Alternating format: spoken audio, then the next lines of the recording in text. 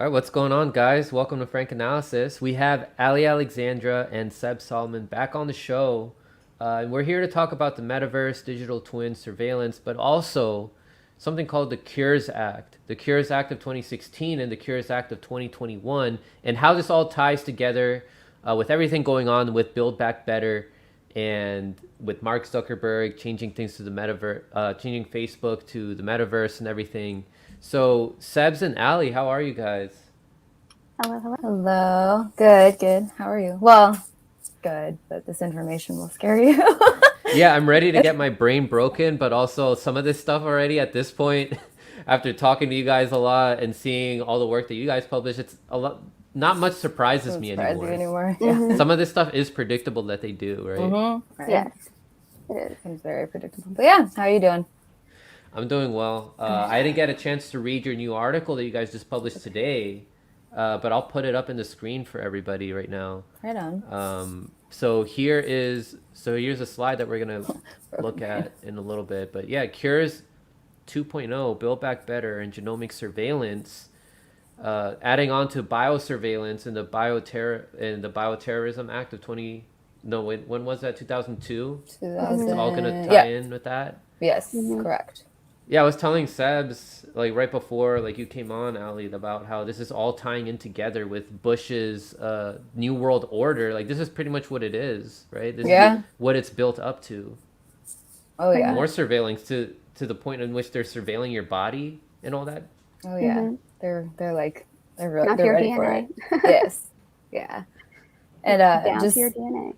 really quick to say that it's funny because the four of us, Shadowban, Jack, Sebs, and myself. Yeah, shout out to them. Yeah, the other gnomes. So we were just like we'll go through legislation. Oh no, to my camera face. Anyway, we'll go through legislation, but Sebs, I would say, I don't want to speak for you. She hates it more than I the don't rest. like legislation. But Very rarely. she found a gold mine. It was a horrifying gold mine. So I guess I don't know if it's gold, but she found like a treasure trove, and it was just ironic because it was legislation, and that is the Cures Act, and then Cures Act 2.0. It was just ironic though that of all the people, it was her that found it. It was very funny. Yes.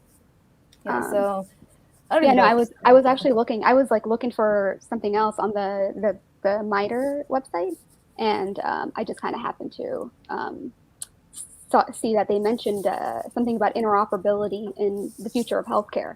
And then they referenced something from 2016. They were like, oh, this is the 21st Century Cures Act that, allowed this and this to happen. I'm like, what is this thing? And so I just kind of started looking into it. And then Jack was watching a video that there was a lady who mentioned it. And then we're like, wait, what is this thing? And then we kind of like really went through it. So it was quite interesting because it kind of made the framework for Operation Warp Speed and the CARES Act and a lot of the stuff that we're seeing right now as far as like the way research is conducted, how the money is allocated, and who the type of research that is conducted, and how sped up it is as well. Yeah, like accelerating approval is a big part of that. And that was back in 2016. So it like set it up perfectly for Operation Warp Speed. I don't know. And I'm talking just in like the legal terms. Yeah. It's just for the YouTube. So we're just talking about this legislation. So. Yes. It's been like about a year since I first talked about Operation Warp Speed on this show. So it's crazy how much they're advancing in such in a short amount of time. With all this, like, all these issues are connected with each other, like how they try to co-opt things and treat things like the Medicare for All Act as a Trojan horse. All these issues are connected with each other, and all of it is to have more control over us. Because here we have surveillance, right? This is how it ties into the metaverse, surveilling our bodies and everything. So like it says here, I don't know where to start. I don't know where to start. I really wrote that. I was like, I don't know where to start. Yeah, that was like we were making the slides, and that was just like the placeholder title, and I'm like, this is actually perfect. I don't know where to start. We kind of just loved it. Yeah, she just stumbled into this shit, and now we had to go through it. But No, we can definitely we can tie all the metaverse and stuff Yeah. into that as well. Just as far as like, I think Alison McDowell was calling it.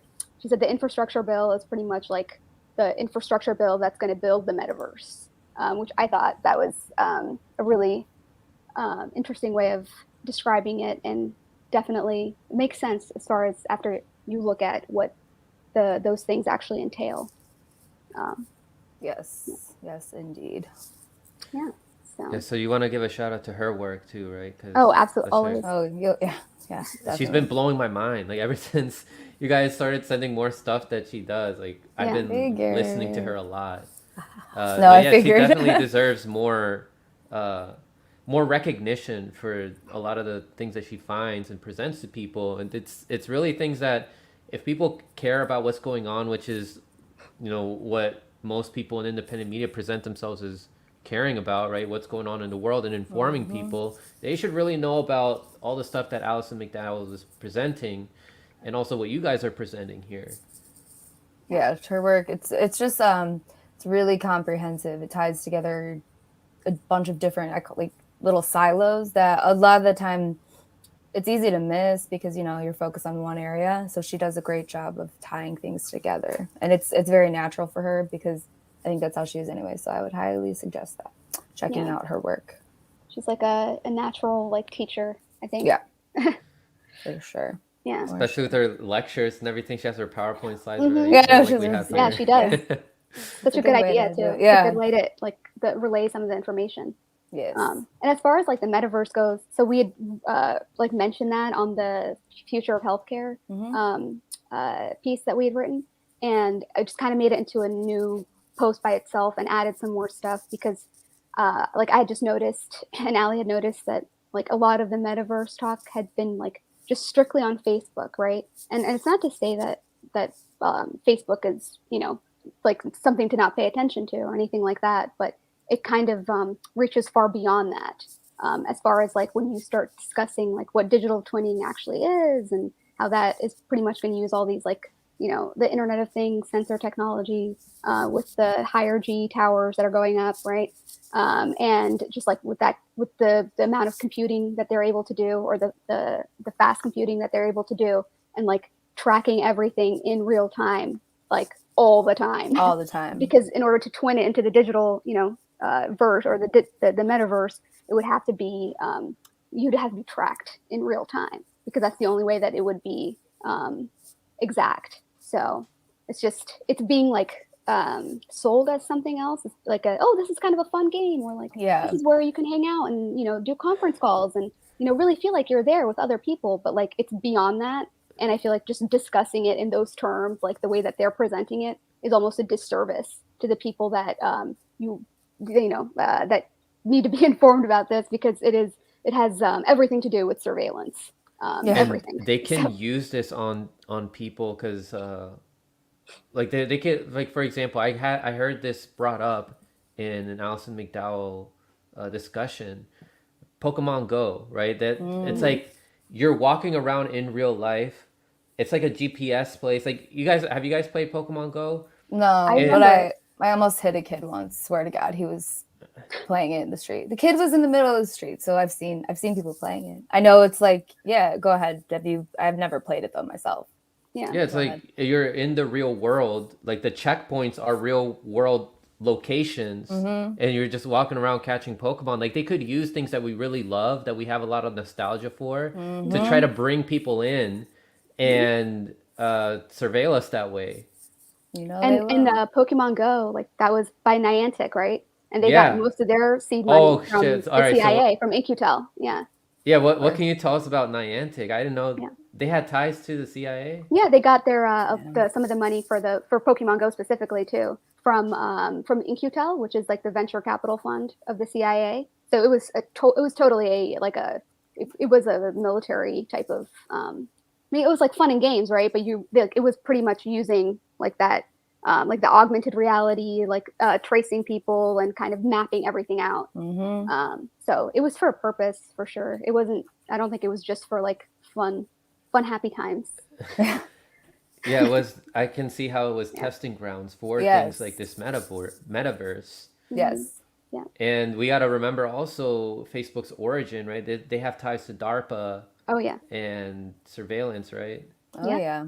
We're going to Yeah. talk about HARPA H or ARPA H as well, which is like the health, the new health, I guess, aspect, or like different.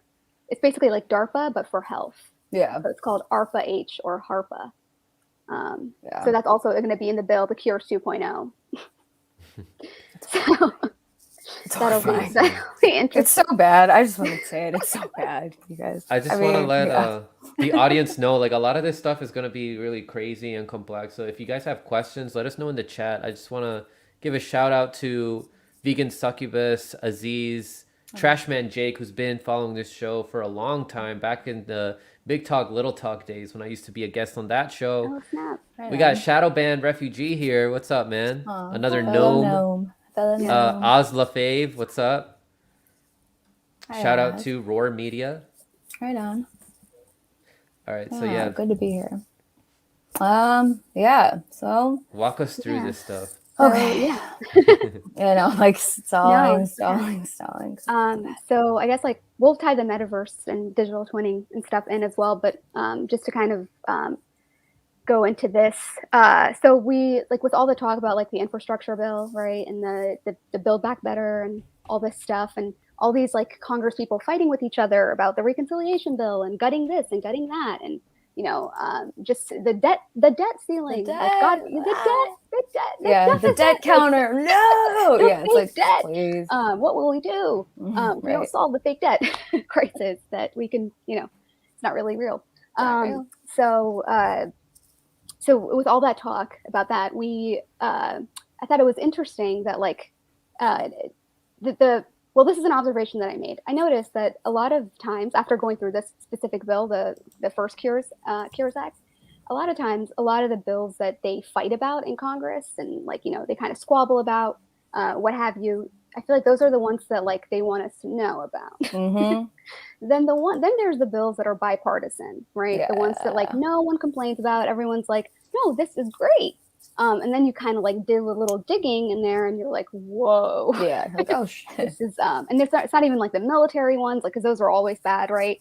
Like the defense bills or the budgets and stuff. But I just thought that it was interesting because so before this Cures 2.0 Act, there was the 21st Century Cures Act, which was passed in December 13th of 2016. So that one pretty much set the stage for Operation Warp Speed. Yes. And the CARES Act that passed in 2020. But interestingly, interestingly, this Cures 2.0 Act, which is coming out of that 2016 Act, has just been drafted by the same people who passed the last one, and has pretty much gotten support already. Like they're working with Biden in the White House, like crafting this, and it's going to be, what did she say, like on his desk before Christmas or Merry something? Christmas. Oh yeah, I feel like he said they were like by Christmas, and they were just like Merry Christmas. So, but no one's talking about it. It's just kind of like just like okay, like it's just like it's a research and it's for NIH and whatever. And it's like no. So go ahead, Alex. Oh no, I was just gonna say honestly, we wouldn't have known about it either if you hadn't stumbled on it, because like seriously, nobody is talking about it, and that's so true. Like, the bills that you don't hear about that usually have stuff in it that's worse are the ones that somebody like Biden prides himself on, getting people to work together.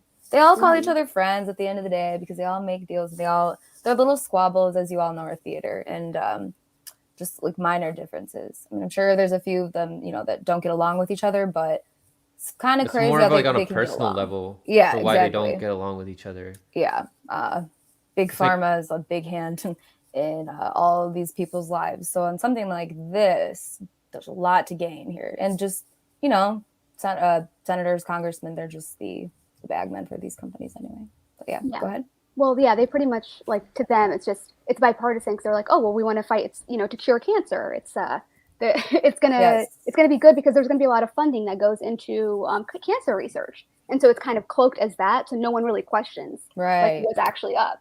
But then, you kind of do a little digging, and as you can see in this first slide, one of the things that they're going to fund is pandemic-related impact, increased surveillance for therapeutics, we'll call them, capabilities and understanding long pandemics, we'll call it. And then also like therapeutics as well, like specifically cell and gene therapy, and also increased access to telehealth and genetic testing, expanding genetic testing. So this is a bill that's like being drafted right now, and it is like those are going to be, and ARPA H, which we'll go into, but those are going to be some of the main things that the main things that it's going to cover.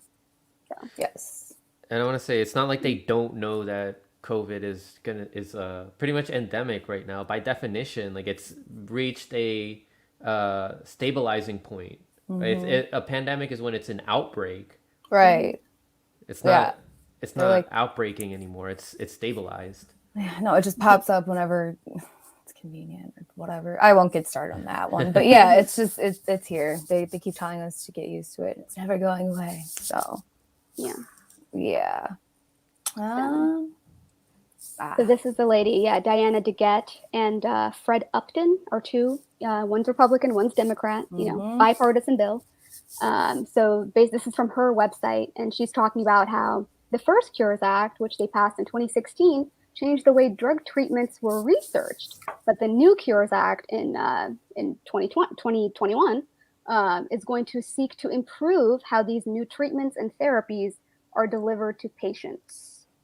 So it's about like administering. Now we have to talk about, we did the research part, we deregulated, loosened all these rules, took out informed consent, all that good stuff. And then now we're going to talk about how we're going to implement this and get these things that we have approved, too quickly to the subjects. Yes, victims, whatever. Victims. Because and again, like it's all done under the guise of cancer. Now, whether or not that is always the case is to be seen. But like, who's going to argue with cancer? You know what I mean? Like, you're going to look like a jackass if you're like, no, I don't want to do that. It's like, that's the easiest way, and they always do that. Always. They cloak it in some language.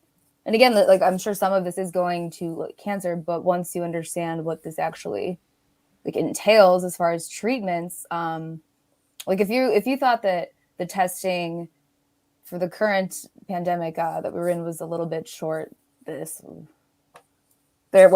transforming how testing is even conducted, if you will. So yeah, if there even is any. If you want to call it testing, I guess.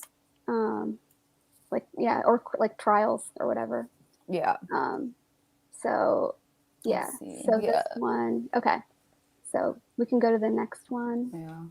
And just go ahead, Alex. Fun fact, Upton, he's been I know the area very well that he represents, Southwest Michigan. He's been there for, was it 20 years? Since 1991. 20, yeah, so that's a long damn time. Now, again, it's like we focus on the politicians that are like the sexy topics, like the AOCs, like the Matt Gaetz or whoever, Rand Paul. Manchin is obviously the one as of late. He's like, Manchin. I feel like he's always that guy. He's probably totally fine being that guy. But you don't hear of these ones, and that's quite interesting. And Shadowban just said that this was passed, like we said, in December of 2016 during the lame duck. That's tricky son of a bitch. Yeah. The orange fasci in Russia, right? Exactly. Everyone was distracted by, Hillary, and Hillary. It was stolen from Hillary. It's all done on purpose. Whenever there's like theatrics happening, that's when they pass something like the actual legislation that will benefit things like Israel or benefit these multinationals to surveil people more. When no one's paying attention. Yeah. And all these indie media personalities are talking about, what's hot at the moment. But they miss things like this. Yes. Yeah. It's easy to miss shit if you're not looking. Yeah. Go ahead. I thought I just put this in here because I thought it was interesting. It's called the Sentinel system. It's by the FDA. It's a program developed by the FDA as far as like it's data aggregating. Like it's a database as well as like an aggregator of sorts. But then I found this other study that was done in Ecuador, where they were using it, real-time processing of social media with Sentinel, a syndromic surveillance system incorporating deep learning for health classification. So they're basically using like sniffing out, I guess, like different areas of Ecuador and they were and using Twitter and different social media to see how people were feeling, like health wise. And that actually is something that the FDA uses as well for to aggregate data, I guess, for like clinical trials and all these things. I think NIH as well. It's like it's very tied into the government. It's like some sort of system. But I didn't realize that it actually came out of this other thing called the Google flu trends. That was like in the and that's just it was like a failure kind of thing, but it kind of rebranded, and now it's like the Sentinel system that the FDA relies on, and they want other non-government entities to start using it because they want everything to be interoperable. So it kind of just goes back to that, like sharing information. So yes, open information, sharing information. They might. So, like you'll have different companies or whatever, like apps, programs, like value the idea of privacy. But I mean, when you think about it, it's almost as if like privacy is the trade-off for still your data that they're harvesting. I mean, that's what they need always to roll all of this out, or they're already using the data. But it's like a lot of people will be like, well, that's a private, it's private information. It's like, is it? Or did you just trade that off so that way it seems like it's private, but you have no idea what like contracts these companies have with governments and vice versa. So yeah. So this one is this is just a little bit more about the Sentinel system. Pretty much like this is their plan from 2019 to 2023, and a lot of it is about like getting as much. Sorry, that's the next one. My bad. Yeah, that one right there. Yeah. So it's just pretty much talking about the Sentinel system and how like their focus is about aggregating data and making it interoperable, like as interoperable as possible. And they're also trying to make they've pretty much made information blocking like illegal, but now they're going to start fining doctors' offices and places like that if they can't get like people's information, like especially for the FDA, because we're in a health crisis, right? So if they can't get certain information, it's $1 million per violation. Reasonable, right? Yeah, reasonable. I think they're still just like working it out, but it's just from the last time that I read last week, I'm like, oh my God. And that's how they do this. It's through compliance. I mean, they know people can't. Yeah, they can't. And that's why, again, like just to go back to the article and what we talked about before with value-based care and just this health system that we have, doctors, like independent doctors can't make it on that. Like they have to basically join these larger hospital groups that are already on board with the data sharing. And it's hats off to these people they've crossed their T's and dotted their I's. So like it's like they just know that they will basically force people into complying in a sense. So yeah. Do you guys think that they're accelerating this stuff too fast, that people are going to catch on? I was like, hold up, all right, you're trying to take too many of my liberties away, I'm not going to let you? Or do you think that they're doing it strategically just enough and that it's gradual to the point where people are like, oh, whatever, like I understand why the government's doing this, like we're in a pandemic, it's fine? I think it's that's a good question. I don't want to say for sure. What I can speculate is they're going a little fast, what I mean by that is that maybe people aren't figuring out exactly what's up, but people are more and more starting to be like, okay, what's going on here? Something's wrong. I'm hearing especially less with these mandates, right? Yeah. I'm hearing less of like, well, we'll just do it until it's over. Although I snapped on a friend today who said like, when we're back to normal, sorry, but it's like that's not happening. You'll always say that, and it's scary. I get it. It's scary to just think like, oh, we might not ever go back to that. But yeah, I think it is going a bit fast, but at the same time, I think there's also a sense of fear, or people have just like checked out entirely and they're just like, let me know when something feels normal. So I don't know. What do you think, Sebs? I think maybe they realize they're kind of messing up a little bit by going too fast, but I'm sure that I feel like they've already had these simulations for like whatever could happen, but you never know, because I mean, if people have free will, like you never know what's going to happen, right? Right. While they still do. If they're moving this fast, I think they're getting desperate. They could be. Yeah, because they always talk about they have a very small window of opportunity, and the more and more you think about it, it's like, okay, this what we've been living through, I'll say. Yeah, it's just that's been the opportunity, but it's like, how long can they keep the health crisis going? Yeah. So we can go to the next. I hope to God, or whatever you believe in, that it is going too fast so that more and more people notice. I hope so too. Yeah. Frankly. Okay, so this is also part of the draft. So like I said, the Cures 2.0 Act of 2021, it's still in the drafted stage. But the only reason why the first one, for I think Ricky just asked about like what this was. So the first one that passed was in 2016, and we're going to go over that in just a second. But I just wanted to kind of say what was in the draft of this one. So one of the main things that it talks about, besides the the long COVID and the genetic testing, is it talks about investment in digital health technologies, which I thought was interesting. So stuff like wearable sensors, virtual reality headsets, digitally enabled drug delivery devices, advanced analytics, artificial intelligence, cloud services, mobile medical apps, and software as a medical device. So this is all in the Cures 2.0. Yes. So Fitbits on steroids. Yeah. Or that would be an understatement. It's like even worse than that. Yeah. Fitbits that communicate with some other Fitbits, along with any other little piece of technology. Yeah, it ties in with the whole Internet of Things, Internet of Bodies, because they're trying to implant stuff within us too, so that we're connected to the internet. Well, the reason why they say is because they're like, oh, well, because we want to be able to catch if anything's wrong with you before anything, happens to you, because that way we can fix you before anything goes wrong, really. So it's all part of that like preemptive care, what is pre-crime, right?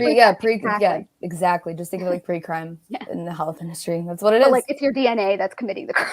And you have your genes are out of control. Your gene might be, one of those genes that always gets into trouble. So we're just gonna go ahead and deal with this now, and that way you won't cost the system more later when you I didn't even think of antics.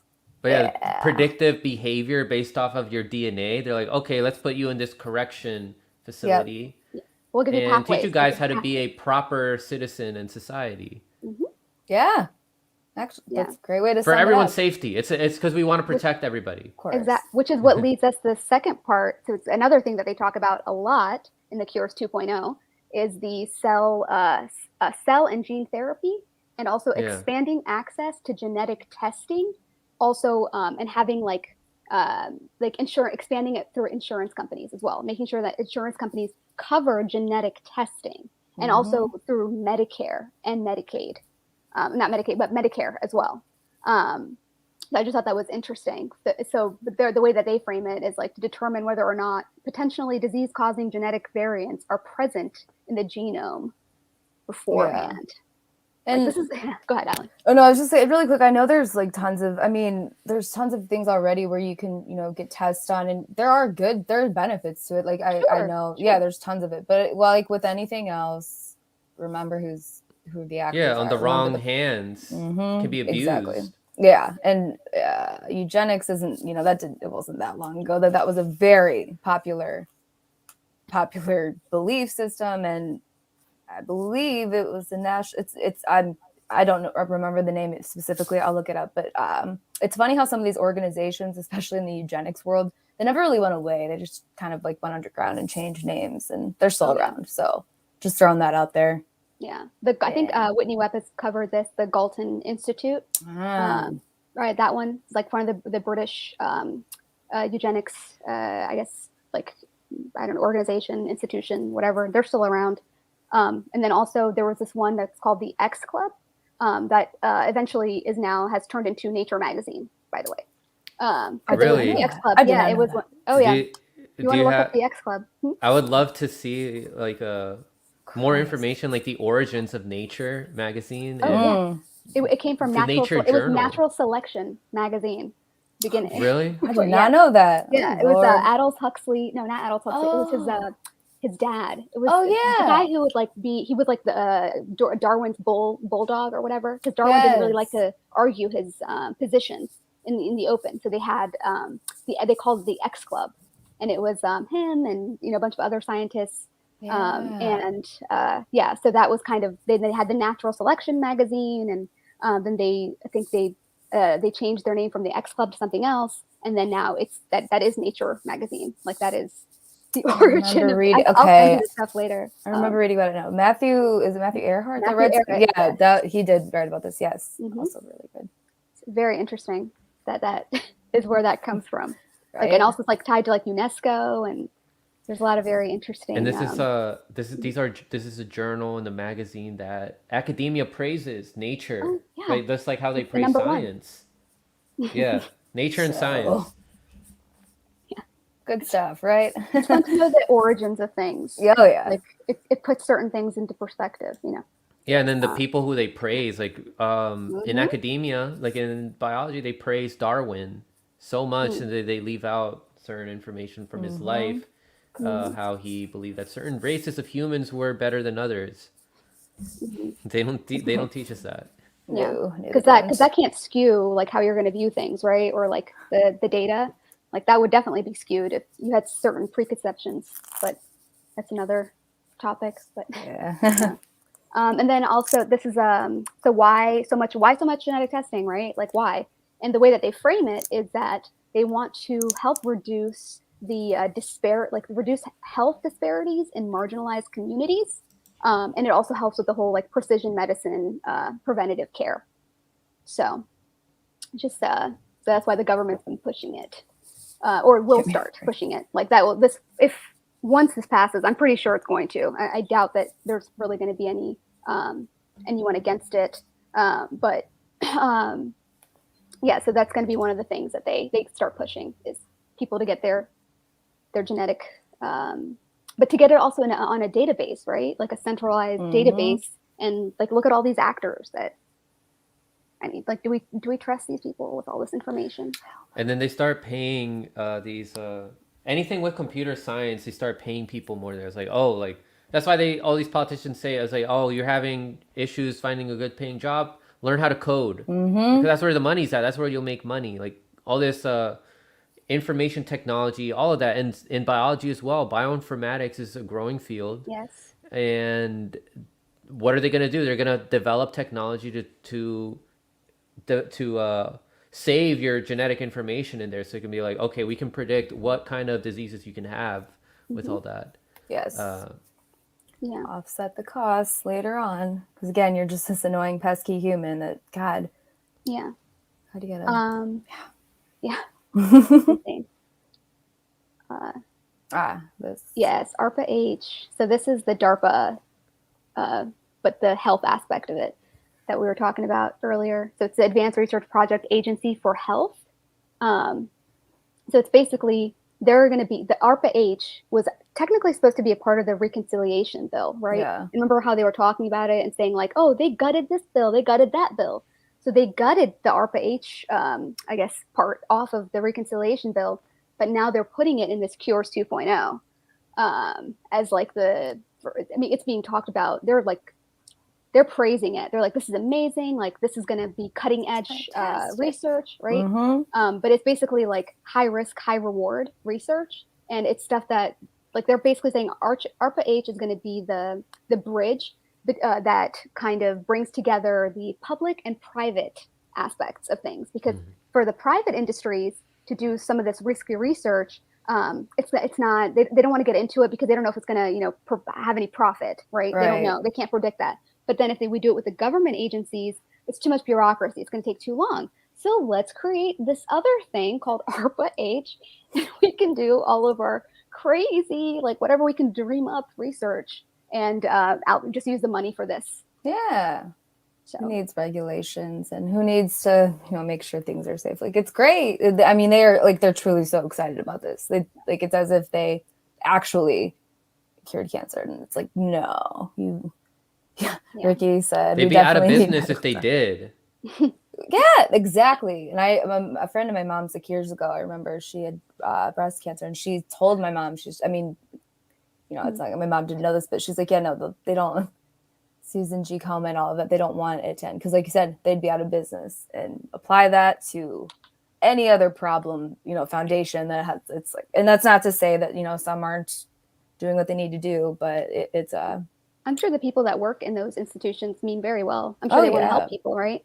But it's more just about like the structure of it and like how it's all coming together, because people are so siloed. Like Ali and I talk about this all the time, where like people are so siloed off in their own little corners that like they're not understanding what they might be contributing to, because they're not talking to the other person, you know, that has the other piece of the puzzle or the other piece of the puzzle.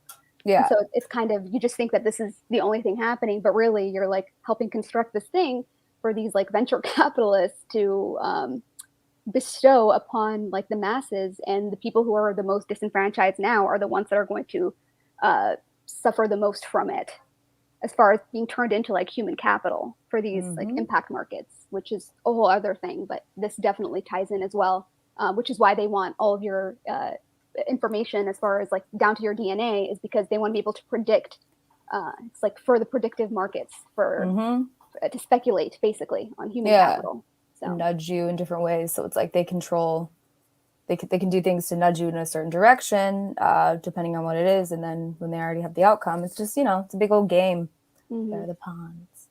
Yeah. ARPA H is, just, it's like DARPA for health. So again, it's like, just take a step back and ask yourself, for public health, like, for public health. We need it. Why? And they feel like they really tried to sneak it out of like the reconciliation bill. They're like, oh yeah, we're taking this off, whatever. And it's like the main part of this bill, or one of the main parts of this like Yours 2.0. Like, what insane. The fuck? Yeah, right. Pretty much. How would the government help with? Yeah.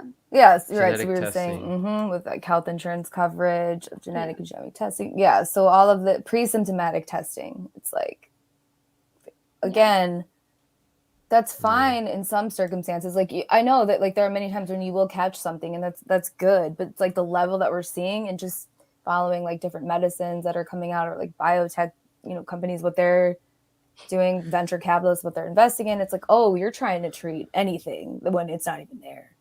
That's how I just want to like clarify to people, we're not demonizing the technology here. We're demonizing the intentions behind it, like the people behind it. What are they going to do with this technology? Yeah.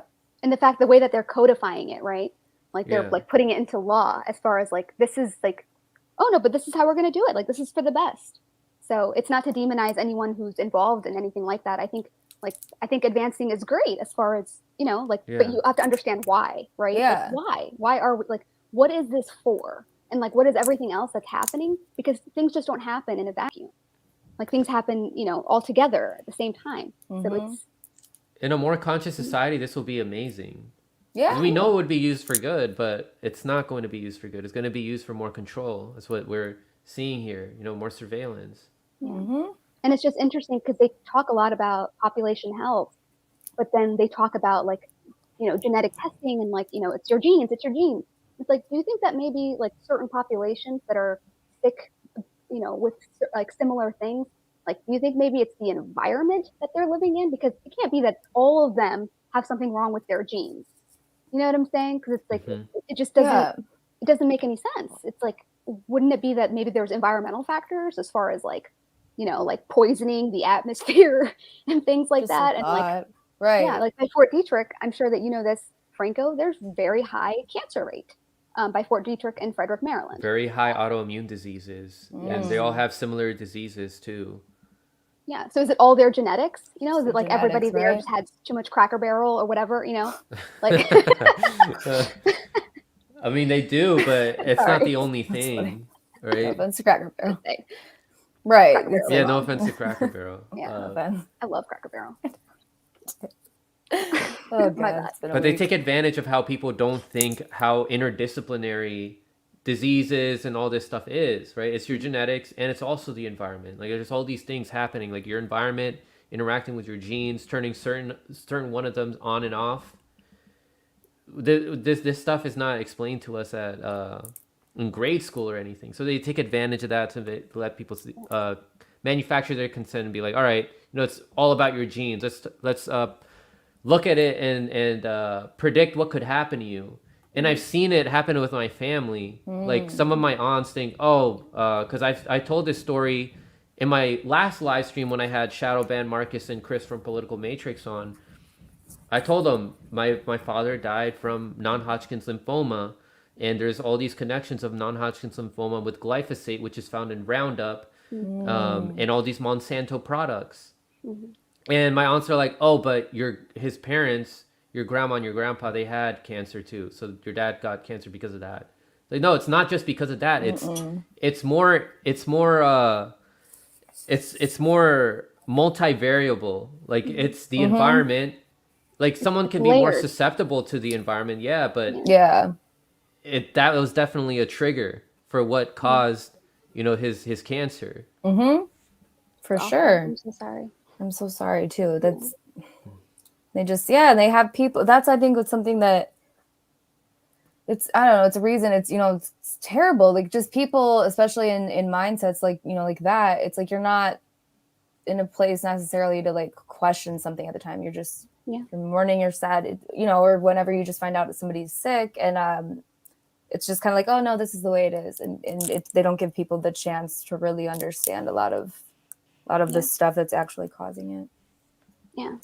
It's not like a holistic view. It's more just like, okay, well, we just need to do this, this, and that. Like, this is the protocol rather than like, okay, like what's really wrong? Like, let's get to the root of it. Like, let's not just concentrate on They always avoid that. Yeah. They look at the symptom and then they don't get at the root of it to actually cure the thing. Yeah. But then that's why it keeps coming back, right? It's like, then it's, lifelong customers, business never ends. Well, so it's interesting when we're watching this one talk where they were speaking on cancer research and things. And was one of the guys who works in the FDA in the oncology, he's like the head of oncology, was talking about as far as like the clinical trials go and like all these different drugs that they've been testing out, how we can't really even rely on these clinical trials because sometimes, the clinical trials might fail, but it doesn't mean the drug has failed. No. So it's just kind of like, it's like he actually said this, like the head of the oncology excellence or whatever organization at the FDA. So it's just interesting. It's like, wow. Yeah, it couldn't be the test, or it couldn't be the way that it couldn't be like the drug. He's like, no. It was just the way the test was designed. Just in it. What it reminded me of was the recent FDA. It wasn't a panel. Just when I'm blanking here, when they were talking about whether or not they should authorize it. You know what I'm talking about. I know I'm blanking right now. I'm having a Joe Biden moment.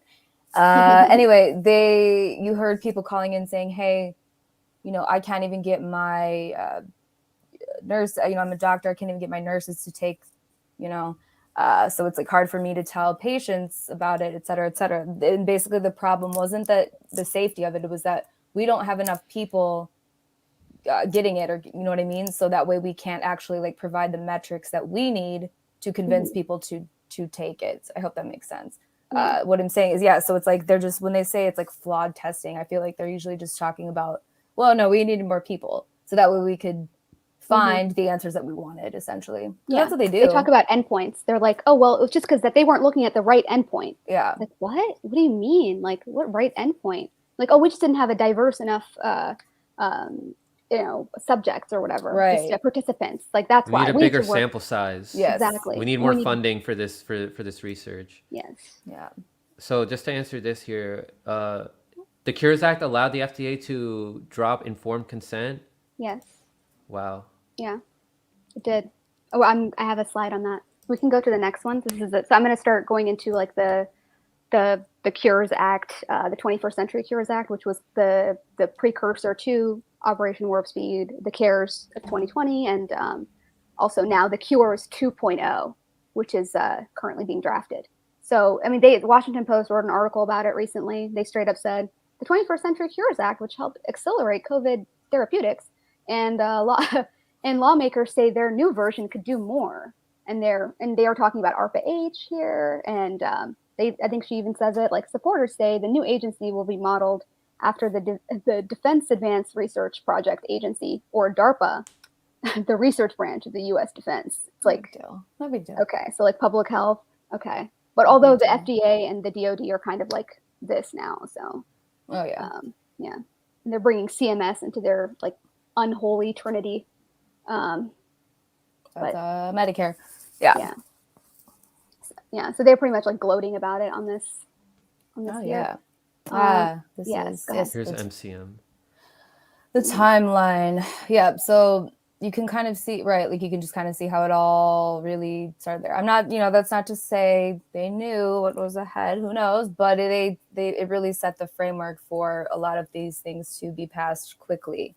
The Health Security and Bioterrorism Preparedness and Response Act of 2002, and then that's like we see on the screen. Project BioShield is when kind of genomic surveillance really came to be. Now, this is a side note, but a lot of this I think was also amplified because of the Human Genome Project, which began in 2000, I believe, along with a lot of other fun things that we always talk about. So, kind of like those timelines at least go together. You can understand how this kind of works. But again, I really want it to be known. The 21st Century Cures Act of 2016 set the stage for Operation Warp Speed, and Operation Warp Speed set the stage for where we're at today. So it's I just see it as like it's going back and forth between overregulation and then just complete, like Trump just deregulated everything and like basically allowed it so that they could then craft what they needed to finalize and then re-regulate, if that makes sense. But a lot of people, Trump gets away with, I mean, Way too hello, much. Operation again. And I was not from the mainstream, but they don't have like legitimate criticisms of Trump. Right. Like their criticisms are like really ridiculous. Very surface level. Yeah, but they're like deep. And also for the wrong reasons too. Exactly. To manufacture consent for the other option, the Democrats. Yeah. Which will do the bidding of the donors. Yeah. Which are these people that want this stuff here? Yeah. Yeah. Pretty much. So you can go ahead to the next slide. So this is So this is the one of the things that was passed. One of the first things on Section 1001 was the Biden Cancer Moonshot and the NIH Innovation. But this is also where they were allocating funding for the Brain Initiative, cancer vaccines, and regenerative medicine, which you will soon realize regenerative medicine was also something that was going to be they had a provision on there or a section on there about basically expediting approval for those types of drugs. So, yes. And I believe, the Boba. And then again, it's, rest in peace, Bo Biden. But it's interesting to me how a lot of the time you'll have these things go through where it's like, again, like you can't, who's going to question something like this? Like you just get people out there like Biden and just be like, this is, he gives the song and dance about his family and son. And again, I'm not saying like, anyone should have to go through that, but they will always put these like emotional, I don't know, just say like emotionally charged like titles with things. And I feel like that should always be a big red flag just because it's like, what are we really doing here? Yeah. But this kind of set the stage. And I believe there was some kind of scandal that happened with this. I don't know it offhand. I'd have to look into it more, but I believe there was an issue with the money actually going to where it was supposed to go. Yeah. Didn't Biden block a certain treatment for cancer, or it was something that pretty much helped really reduce the symptoms to the point where people's cancers, I can't remember for which one, was cured in Colombia. And he made it illegal for that drug to come into the US. They do that a lot. Have you guys heard about that? I know that I know they've done it with other drugs as well. Like I think one of them was something that they did that with AZT with AIDS. Oh, okay. It would make sense. I'm assuming that's a profit decision or profit motive decision, right? Yeah. Like they would be like, no, I've not heard of that specifically, but. What did you say? Which disease did you mention, Sebs? I just remember that there was some, I forgot exactly what it was. I can't remember right now, but it was, they were doing studies at like Sloan Kettering or something.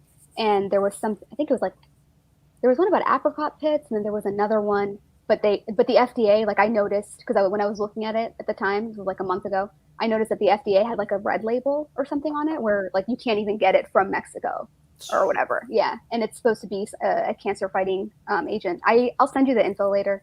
I have it on my saved. And this was when Biden was vice president. So it makes you question, right? Does he really actually care about curing these diseases, or is he doing this for his donors so that they can make more money? They can't make money off of something that they didn't make. Correct. Like in all these other countries, like Colombia, and all these other countries, they're not as advanced as the U.S., but they're coming up with this stuff. Right. Well, And that isn't yeah. that fascist behavior right there? Him Oh using yeah. his power for on the behalf of these corporations. I don't even think Delaware he really makes Joe. any decisions. Yeah, Yeah, I think he's just kind of he's like the perfect vassal for like anything that he really he's is. such a company man, you know? Like Oh my God. yeah, like big He time. loves it. Yeah. He's loved. I don't know if he knows what the Gonna hell's get going the on now. watch at the end and everything. Oh yeah, he loves it. And just like again, Delaware Joe, or the home of the corporations. I mean, and listen to his speeches. I'm telling you, when he goes to council from the past, but like the Council on Foreign Relations, and the way that he speaks about the general population of the United States.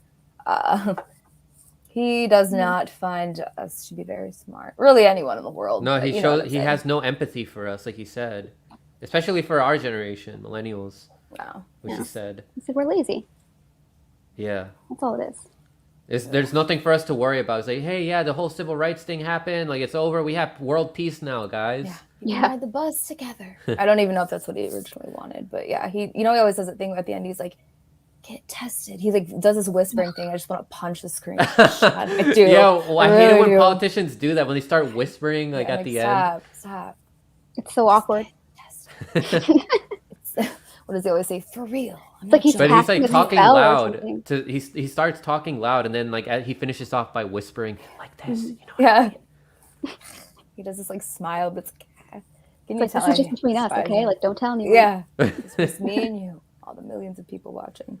So yeah, that was Biden's. Yeah, so that was one of the first sections of that, and then I kind of went into Project Orbis also came out of that that section, and that is basically a project where all these regulators from all these different countries. It was originally Canada, the U.S., and Australia, but now Israel and the U.K. have joined, and it's basically all these regulators for public health, right? Coming together and coming up with a framework that could be like a one-size-fits-all for every country. So that's where a lot of this deregulation is coming from, and all that. And people talk about New World Order, but really it's just like it's like capital. It's it is a global capital, and they're just merging together, and then they're coming up with these frameworks and how to like govern, right? So this is just the Project Orbis is just the public health aspect of it, but it's international.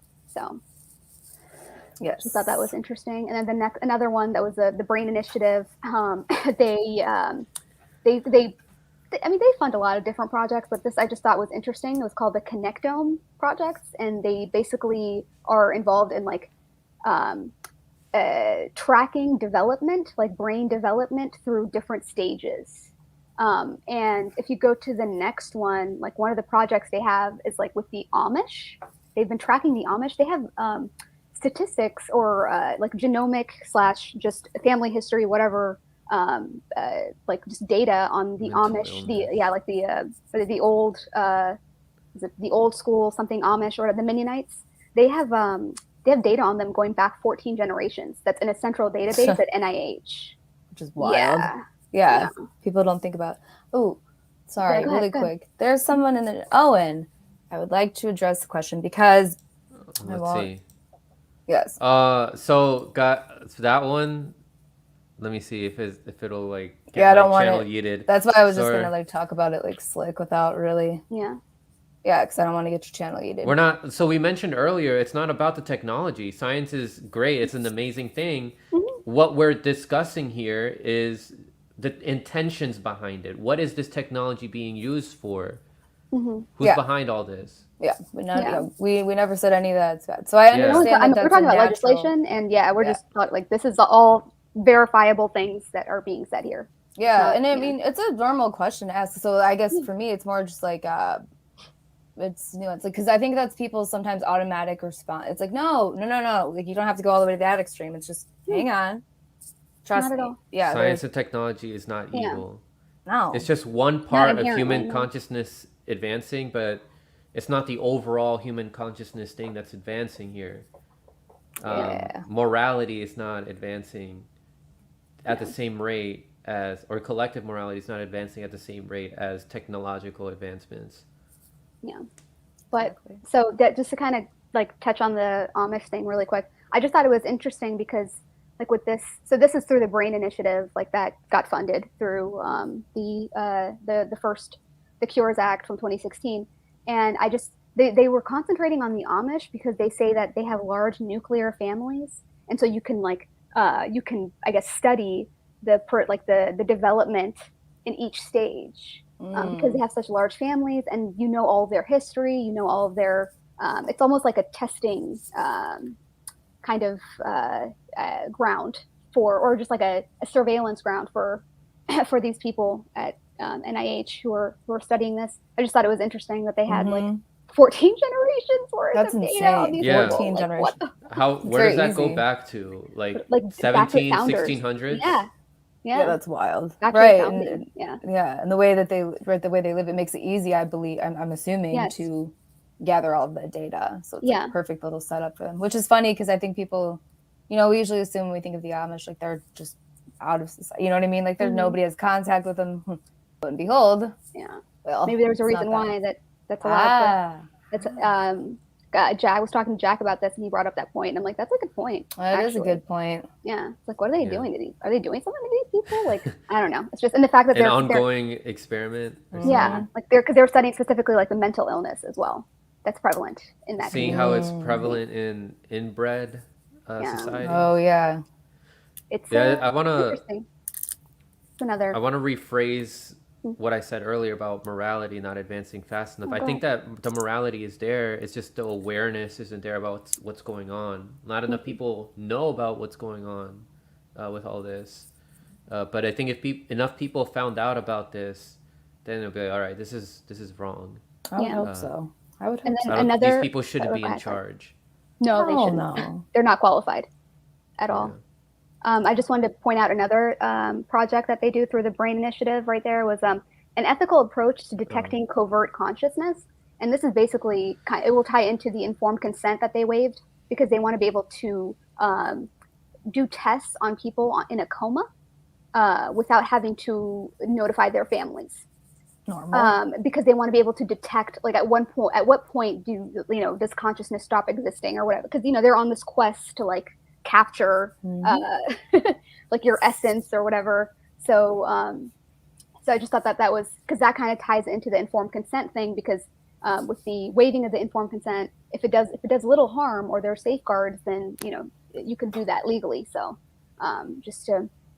it's just kind of weird. It's like now you're going after people in a coma. Yeah, it's not surprising, but yeah. Right? They're like, hey, fair game, right? Yeah. Informed consent waiver. Okay. Yeah. Yeah. So go ahead. Go ahead. No, go ahead. What Ricky asked about. Yes. Yeah. So the informed consent waiver for altercations, for clinical investigations. I mean, it's pretty self-explanatory, which, Ricky, he remembered it, but it's like looking back, I wonder, like at the time I wasn't, nobody was really paying attention, or it's like, even if you just hear that, I feel like people don't think about it almost. And like, again, the time period when this happened, everybody was freaking out about like how our country was just, stolen by Trump. And lo and behold, I mean, this is huge. People deserve, they should know. They should be able to like do all this. So it's like, why? You have to ask yourself again, like, why? That's what I always do. Like, well, why would they do this? What would the motive be here? And I think a lot of the times they, will hide it or like pass it under the guise of like, well, it's just like Sebs was saying earlier, there's too many regulations or, this or that. But I mean, this is something that's interesting. It said the proposed clinical testing poses no more than minimal risk to the human subject. Okay, but who's defining? Okay, here's another question: who's defining what minimal risk means? Yeah, is it the patient? I don't think so. FDA. Yeah. And then the fact that they can like change things during the clinical investigate or the clinical trial, right? And they don't have to tell you if it's minimal risk. So it's like holy shit! Like and then it's not even just about this section, but it's the fact that like this section exists within this whole other.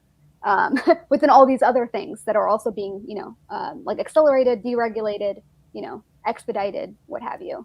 So it's just, It's like, again, like I was like, there's dumb guy logic, dumb girl logic. It's just like, what, like, why, if it's something's that good, or it's going to work, I know you have to test things, but at the same time, it's like, if you have to go ahead and make a whole, like change the whole game up, that's concerning, isn't it? Am I crazy? I don't. Mm-hmm. I don't know. So yeah, we can go. I think the Like next skipping one. safety steps Yes. right. for our safety. That's coming up. Mm-hmm. Yes. So I kind of just went over that a little bit already, Allie. So we can go to the next one: accelerated approval for regenerative advanced therapies. And they also define in the section where it's talking about the Joe Biden moonshot project and all that, like the first one, it talks about how anything can be classified as a regenerative advanced therapy if it addresses an unmet medical need.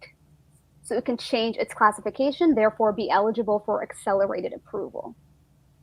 It's like, So. it's like, why this? I mean, I get it. Like the speed, yeah, we want to, improve lives. But I keep going back to this. Did you think the companies, their intentions and motives change overnight? Not the people working there necessarily, but yeah, just again, like these structures of like these silos moving together. It's like, whoa. Yeah. Go ahead. We can go to the next one about expedited. I think it's the next one after that one. Just a little bit a blurb about that.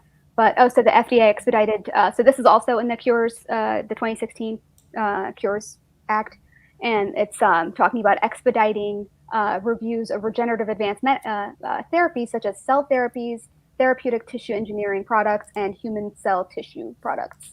So it's just interesting. That's a whole other things that are being expedited. It's like, and then they're like, oh, but like we need it because like we don't have time. Like we need to cure cancer now. So, right. Which I would love it if they actually did, but it's again, Yeah. Go ahead. No, I was going to say the next one kind of talks about the FDA established the process to expedite the development of drugs that target gene variants or target genes or variant proteins to treat rare, serious conditions. And then they also had this provision that was like if specific drugs that they would have to take in conjunction with these therapies have proven to work in other instances, then like you don't actually need to do it with that clinical trial. You can do a summary of it. You don't need like a full trial. So it's just a summary will do because it's been used in other capacities before. So I just thought that was interesting. Like, okay, like the boosters, right. So, okay, it worked this time. It worked over here, so. If they're so concerned about our health, why don't they mandate cancer preventative treatments to everybody, or better foods that have shown that they help reduce the risk of cancer? Yeah. Mm-hmm. Yes, indeed. Okay, the Build Back Better framework. Oh yeah, so I saw this the other day, and I just kind of saved it because it was talking about how like America is going to keep the jobs, the money is not going to, like, profit's not going to leave this country, blah blah blah, and I'm just saying, like, this is just hilarious because like what they're really saying is they're going to be deregulating especially in the research, like health research sector, and that way that other corporations won't take their business elsewhere. So it's basically like what China has done, or what a lot of other global South countries do. Keep your reduce your labor cost, or reduce the labor costs, like to incentivize people to invest. So like I just read that in the Build Back Better framework, and I'm like, this is really what this means. Mm-hmm. And then and that global keeping profits that global minimum tax too, that there are countries that are not happy about that at all. So it's like, this isn't. And again, remember, this is the guy that was running against, think if you want, like, whatever you want of Trump. It's just like, it's funny because the narrative was like, he, because he's like America first. And it's like, you're literally saying that there's just so many things that like were said under the Trump administration that were demonized as if we were all going to be wiped off the face of the earth tomorrow, because if we, stayed under that presidency, and then voila, Joe Biden's America first. It was just, yeah. But just the deregulation though is pretty unreal. And then the next slide is BARDA. Oh yeah. Big BARDA. Big BARDA. Big BARDA, exactly. So I mean, like, I think most people already know that they like are the ones that pretty much helped accelerate or pretty much like bring the private and the public sector together to do Operation Warp Speed and stuff. However, I didn't know this, but I saw, like, when I was looking through that section, like 3084 or one of them, 3082, and basically the original Cures Act from 2016 gave BARDA basically free agency to be its own entity, where they can make deals with non-governmental entities without any permission of the president or Homeland Security or whatever. Not that those are good, right? It's not. I'm not saying like, oh, well, the president needs to know. It's more just like even know. less, like less accountability. Yeah. So yeah, Just so they could basically enter an agreement with non-government entities. They can accelerate the development of qualified pandemic or endemic products. They accelerate, right? And basically, they can like promote the development as well. And yeah, so this is what kind of what gave birth to the Operation Warp Speed. It's just interesting. I didn't realize that this was the bill that like kind of made it so they were able to do that with non-government entities, because before they weren't. So yeah, interesting. Like setting it up right in 2016, setting so many things up. Like, yeah, it's unreal. It's like wow, like what the real world? Oh, yeah, this they is had horrifying. it in the works for a long time, kind of how like Donald Rumsfeld had a lot of investment in vaccines. Do you guys know? And in public health. Of course, the idea of public health itself, that's a whole other thing too. Just the expansion of like what public health means and the reach that it has. Obviously, we're living through it right now, and it's just going to expand more. But yes, it's being treated as like national defense now, kind of. Yeah. Right. It's like kind of merged. Like public health is national defense, or Department of Defense. Mean, Surgeon General. We were talking about this earlier with Shadowban. I don't know if that it's not directly with public health, but you know what I mean. That's a military term. It's like everything is militarized. So yeah. So the real world evidence one. So this was another section in that abomination of a bill.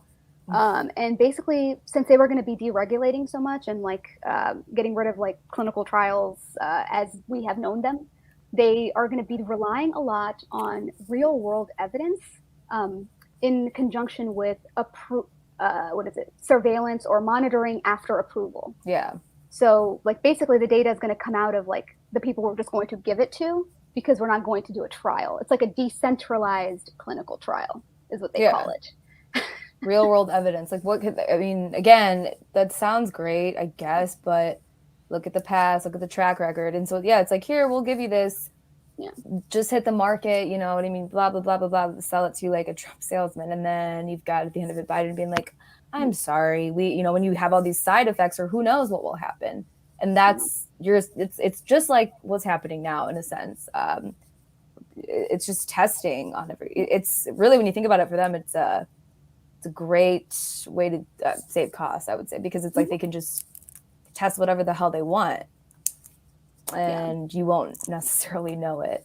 They love them. They call it RWEs. Like, we love RWEs. Like expedited expedited approval has been under attack. Like, that's what the oncology guy from the FDA was saying, how it was like it's under attack. Like, everybody hates this accelerated approval, but like, why is it under attack? It's like, what? Like, maybe people just like want you to be careful and just like let them know what you're doing, what you're putting into people's bodies. It's not to say that like nothing good could come of this. Don't get us wrong, but sometimes you got to step back and be like, hang on a second. Yeah. But who's doing it, and like when is it done, and like what's happening right now? Right. That's all. Just from their own words, because this is their own legal document. Like, you can't, this is by their own rules. So, and it's kind of like what I was saying, the post-approval studies. So this is from the Cures 2.0. So they're pushing this even more now about concentrating on using the real world evidence, and let's just do more studies after we approve it. Right. And another thing to add on to that is, so let's say you're trying something new or whatever, how are they going to follow you then after? And that's where you get the surveillance aspect of it. You have justification to, monitor in every sense what happens after. So it's just like this, it's like you go from being like a, one-time test subject to, it's like, no, this is a lifelong thing. And I mean, I guess if you're down for that, by all means, welcome to the Cures 2.0 world. But it's safe to say, I think that most people would like to know what the hell they're getting from a doctor. don't And think that's the even if doctors they go even see know. a doctor. They're- That's even if They're they go see a practicing doctor. protocol. Like they're not even practicing medicine anymore. I think it was some doctor, I forgot exactly who, was saying that on like a video Jack was showing me. I didn't mean to cut you off, Allie. It was just, No, that's okay. Yeah, he was like, I think it was a doctor, and she was saying like, she's like, the doctors aren't practicing medicine anymore; they're practicing protocol. So you bring the AI aspect into it, like especially during the triage, right? Right. Yeah. And the different determinants of, your health and where you fall on that list. And it's like, well, hang on a second, we are human, things can happen. It's not just like set in stone. But again, it's, I always remember it's like offsetting that cost down the road. So, yeah. And you can go to the next one. Almost done with this part. Yes. So this is also from the Cures. I know from the 26. That bill has very interesting. This isn't even like half of it, but so this one is talking about how they want to do like a predictive review timeline for therapeutics, right? By the advisory committee on immunizations. But then they're talking about stakeholders, like how the stakeholders are going to be consulted about this. And they mention the stakeholders like 4 or 5 times. So it's just interesting that they're just the stakeholders. Not that we didn't know, obviously, but it's just interesting to see it like in legal terms. Yeah, like, this is the law, right? Being codified and we need them to help the economy. Yeah. Right. Like what? Economy over people's health. Yeah. Always profit. Yeah, so it's saying like consider the optimal process to determine which vaccine would be beneficial to public health and how information on such vaccines is disseminated to key stakeholders. It's like most important, Right. Stakeholders. The stakeholder, always the stakeholders. The ethical businessmen who are well versed on the current research. Yeah, right. They're at the cutting edge of science and innovation. Yeah, and ethics too, right? And ethics. Oh yeah. So this is just another one that was talking about targeted drugs for rare diseases, like kind of investing money in that, and that goes back to the precision medicine that Allie is going to talk about. Yes. I was going to see what. Yeah, facilitate development. Next section. Yes. Okay. Yeah, you can go ahead. You can go to the next one. This is the ARPA-H, the high risk, high reward, right? So it's like unique research initiatives. Well, it's not ARPA-H because this is still from the old Cures Act from 2016, but this is kind of the unique research initiatives. Like that's basically what ARPA-H is going to be in the Cures 2.0. Exactly. Yeah. So I just thought that was an interesting, like they just kind of set each other up like little. It's all these little pieces. Yeah. That go together. So this, data aggregation. There's a lot of information in here about like digital health records, and how blocking anyone finding anyone who tries to do it, like information blocking, right? Because it's very important, especially during the public health crisis. Like you cannot block information. Right. It's like HIPAA, because people will always say, well, HIPAA, and it's like, that's going to be null and void soon, because like the fines that they're putting on, or that they will impose if if there's like an information blocking issue, I mean, they're like astronomical. And we watched this video of some healthcare worker that was giving a presentation on this, and she's like, okay, we're going to talk about all these new rules, and it's like thousands of pages or hundreds of pages. And she's like, and if you have questions about why we're doing this, it's like you could even see in her face, she's like, why the hell are we doing all this? This sounds crazy.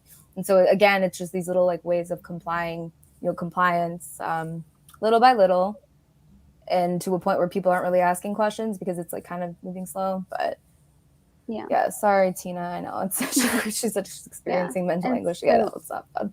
Yeah, the next one kind of talks about it ties into this as far as like the interoperability in healthcare, right?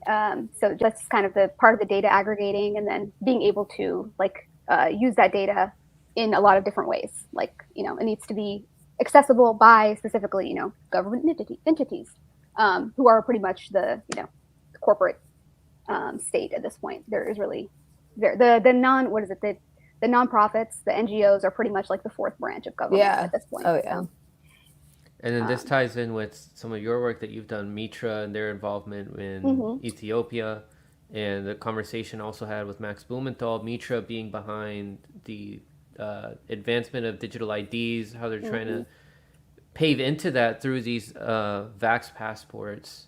So they're involved in a lot of this stuff. Yeah. Digital IDs, more surveillance, right? Mm-hmm. What are their intentions here in getting involved with our healthcare? Yeah. So, yeah. So then this is okay. We can skip that. That's just kind of for the FDA is pretty much coming up with different, or this is from the 2016 one, but they're basically just coming up with guidance for collection of data because you know, you can't information block, so it's illegal. There will be penalties. So, and look at Cheney right there behind Bush. This is 2004. Yeah. Fucker. Project BioShield, which kind of set the stage for the genetic surveillance that is kind of coming out of the Build Back Better Act and the Cures 2.0. So, but. Oh, Lord. This. Gain of function. Yes. Oh, whoops. That's my notes. Sorry, guys. That's a lot of information. But yeah, so this actually Shadowban found this information. I'm just laughing at the notes I have up top. So much info. Yeah. Yeah, so this actually, I forgot that we had this on here. Shadowban found this, and this was back from 2002, I believe. So this kind of was, I think, around, like, if not before, like, the kind of the anthrax phase, but what it says here essentially, it kind of like lays out how gain of function could work, and then like the funding, and there's another screenshot in here, and I can post this later so it like makes more sense. But it essentially is saying like we can award grants to like whomever to conduct this research, and you can be discreet about it.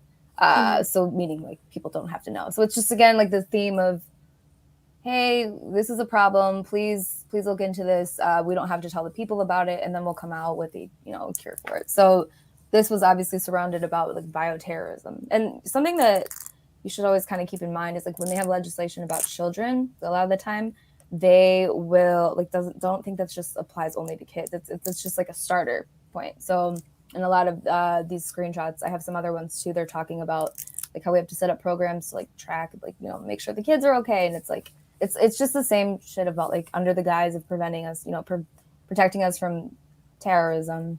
And yeah, so I'm just trying to look because the text is a little bit small, but yes, agency discretion. So that's pretty much where that they're like, yeah, you can. No, it's stuck on. I'm trying to. Let's just go. No, that's okay. Let's go to the next slide actually, just because Shadowban's not here. Trying to scroll. I mean, zoom into here, like this part. That's okay. Scrappy over here. Oh yeah, these are just more like from like just journals, like academic journals that I was going through. Just like again, the expansion of public health, and you have people, including a lot of people that worked for the Gates Foundation, talking about how like the need to expand public health. It's great because it goes beyond essentially like what you would assume is health.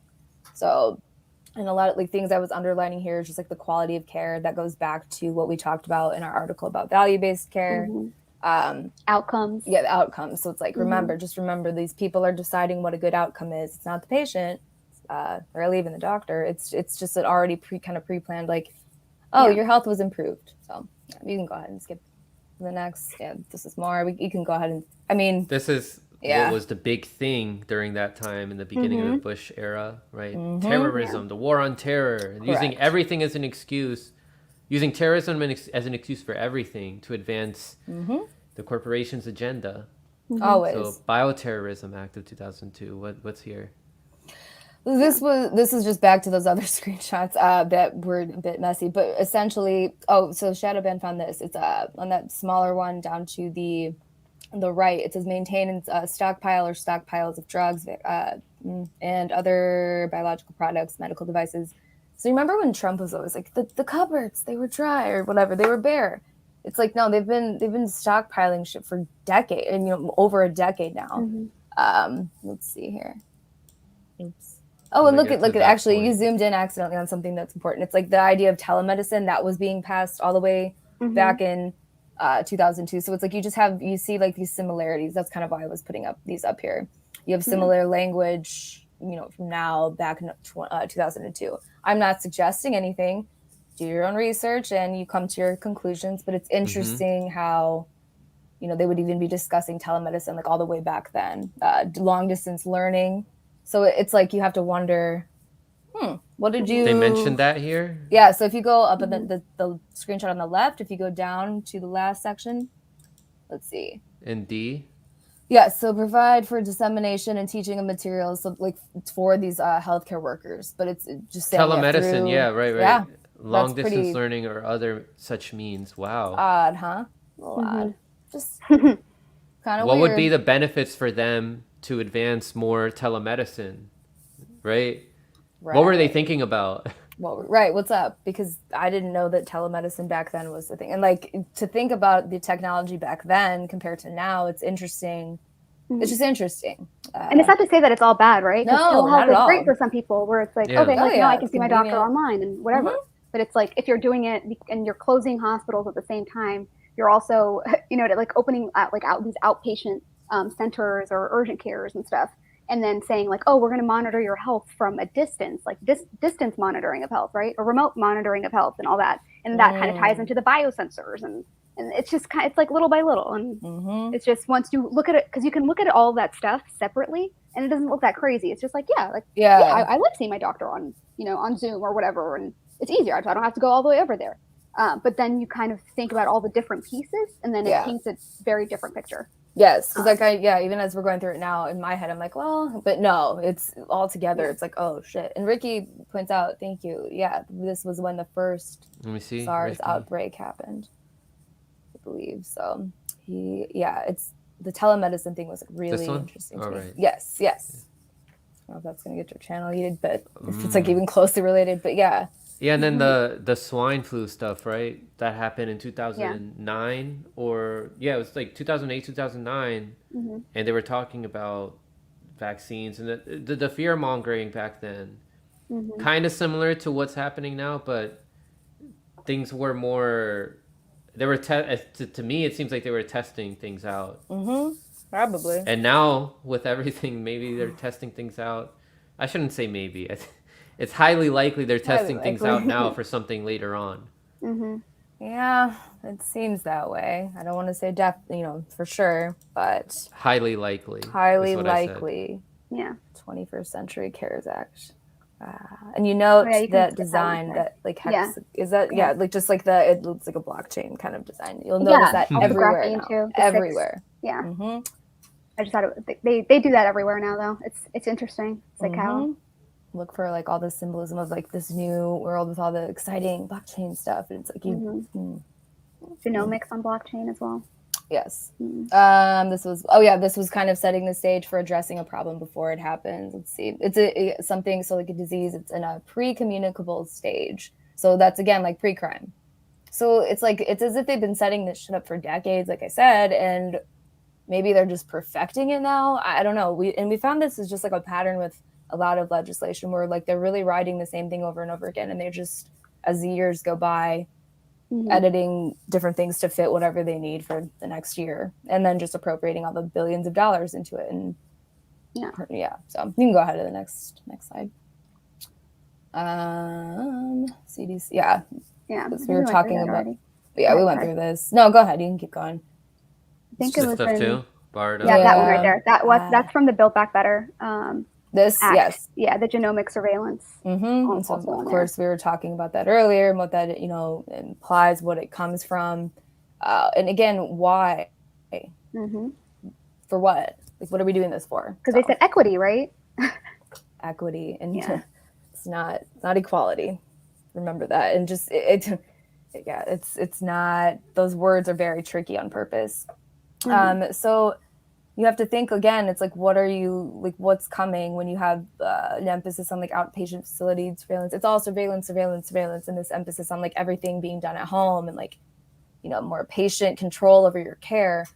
But it's like, is that because you have hospitals closing? Is that because you have all these different things closing down or losing healthcare workers? Yeah. And who's deciding this? Like, who's making these decisions? Because it doesn't seem like it's the people, right?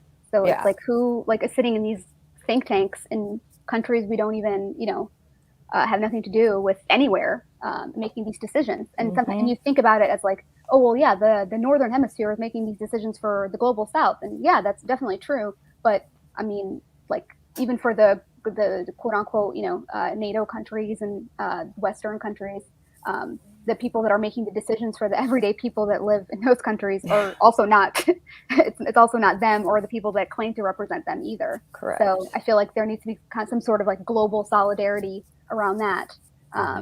Would be nice. Yeah, you can go ahead. The next in these, so this was just early. This was back in the 70s. This gentleman wrote his concerns about genetics. So it just kind of goes along with the theme. And this is all in the article that we wrote as well.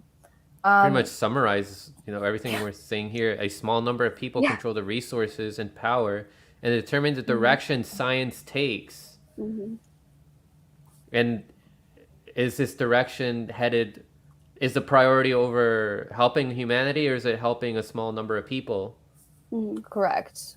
And like medicalizing or biologizing social problems, which that's a huge, I underline that because that's a huge component of these social determinants of health. Because if you can medicalize something, I feel like anything under that realm is going to sound like more urgent. You know what I mean? People like, again, medicalize mental health, right? Giving people treatments and stuff rather than having social treatments for your social problems. Yes. Yeah, exactly. Like as if, these people are not aware of the structures that have like put a lot of these people in, shitty situations in the first place. You never hear that. You just hear genes. So yeah, you can go ahead to the next slide.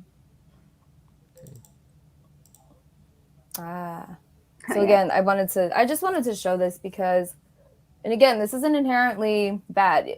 Whatever situation it is, it's nice that everybody can see. Well, I guess not equality, but I feel like when people think of equity, they don't think of it like this, because how I see it and how a lot of people, you can see it is that, let's say you are tested, your genes are tested for something and you show that you've got a bad gene.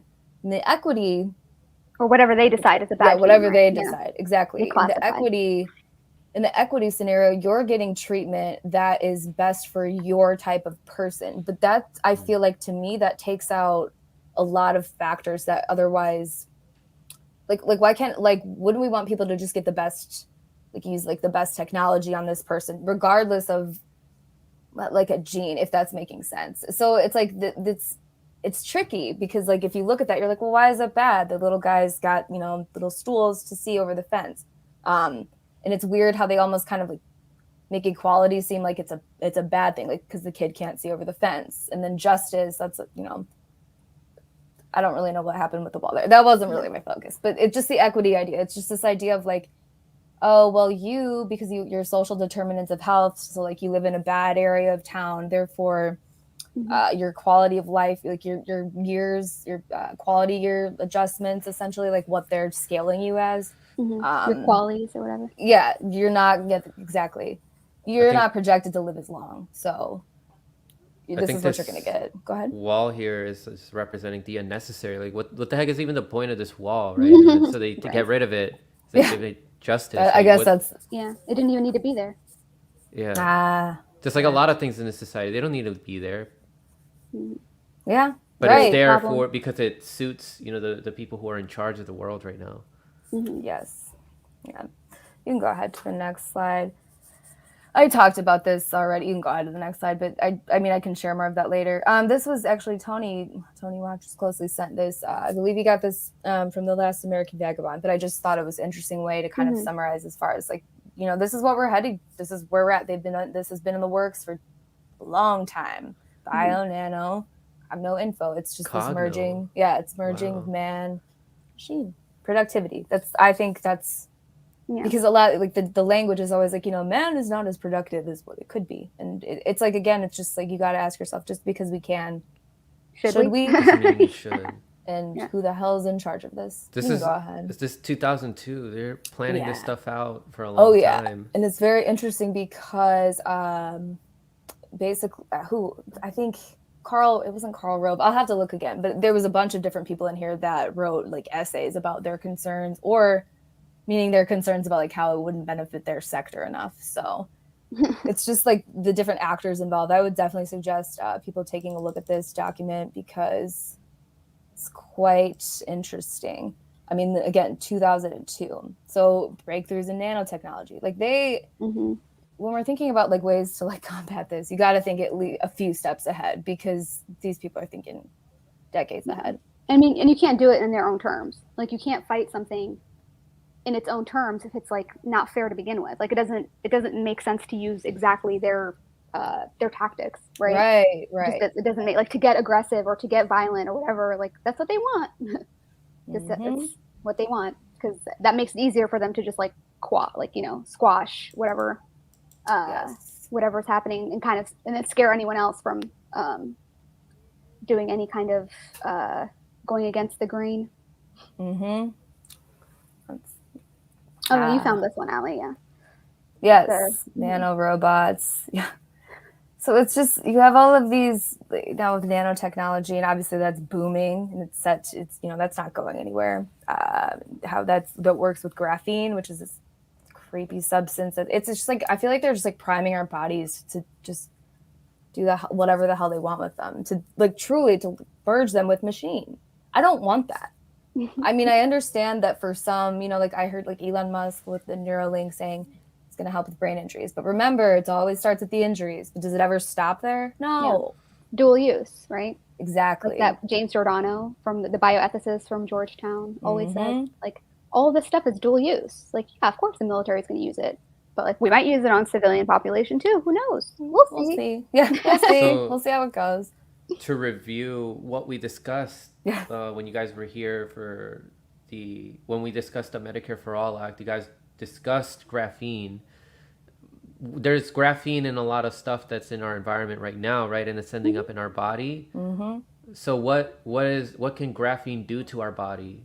What I've researched so far, it ain't good. It ain't good. I mean, to be blunt, like cell death. Like what is it when it's like toxic apoptosis, like premature apoptosis. Yes. I mean, all kinds of. I think they found like different cancers. Yeah, it's not good.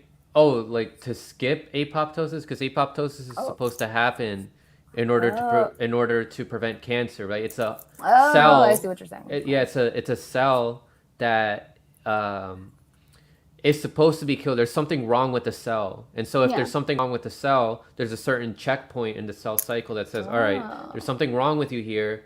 You need to kill yourself, because if you keep growing that way, then you're gonna make more copies of yourself that have things wrong with them. It blocks certain things where like it would have that like sense, but I think it gets it messes with it just because of like I don't know exactly why, but I know that it does cause. They have seen that it does cause cell death.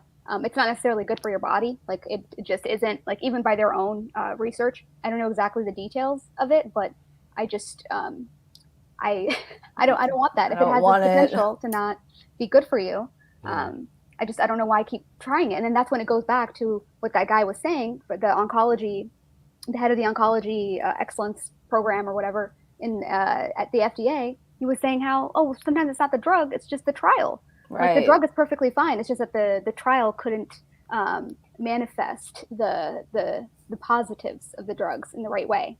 Like the right population wasn't chosen to really show what this drug is capable of. So it's just that's kind of how they're framing research, rather than like, okay, like maybe this just isn't good. Maybe we don't need this. Why do we need this? Why do we need carbon nanotubes as adjuvants or what have you?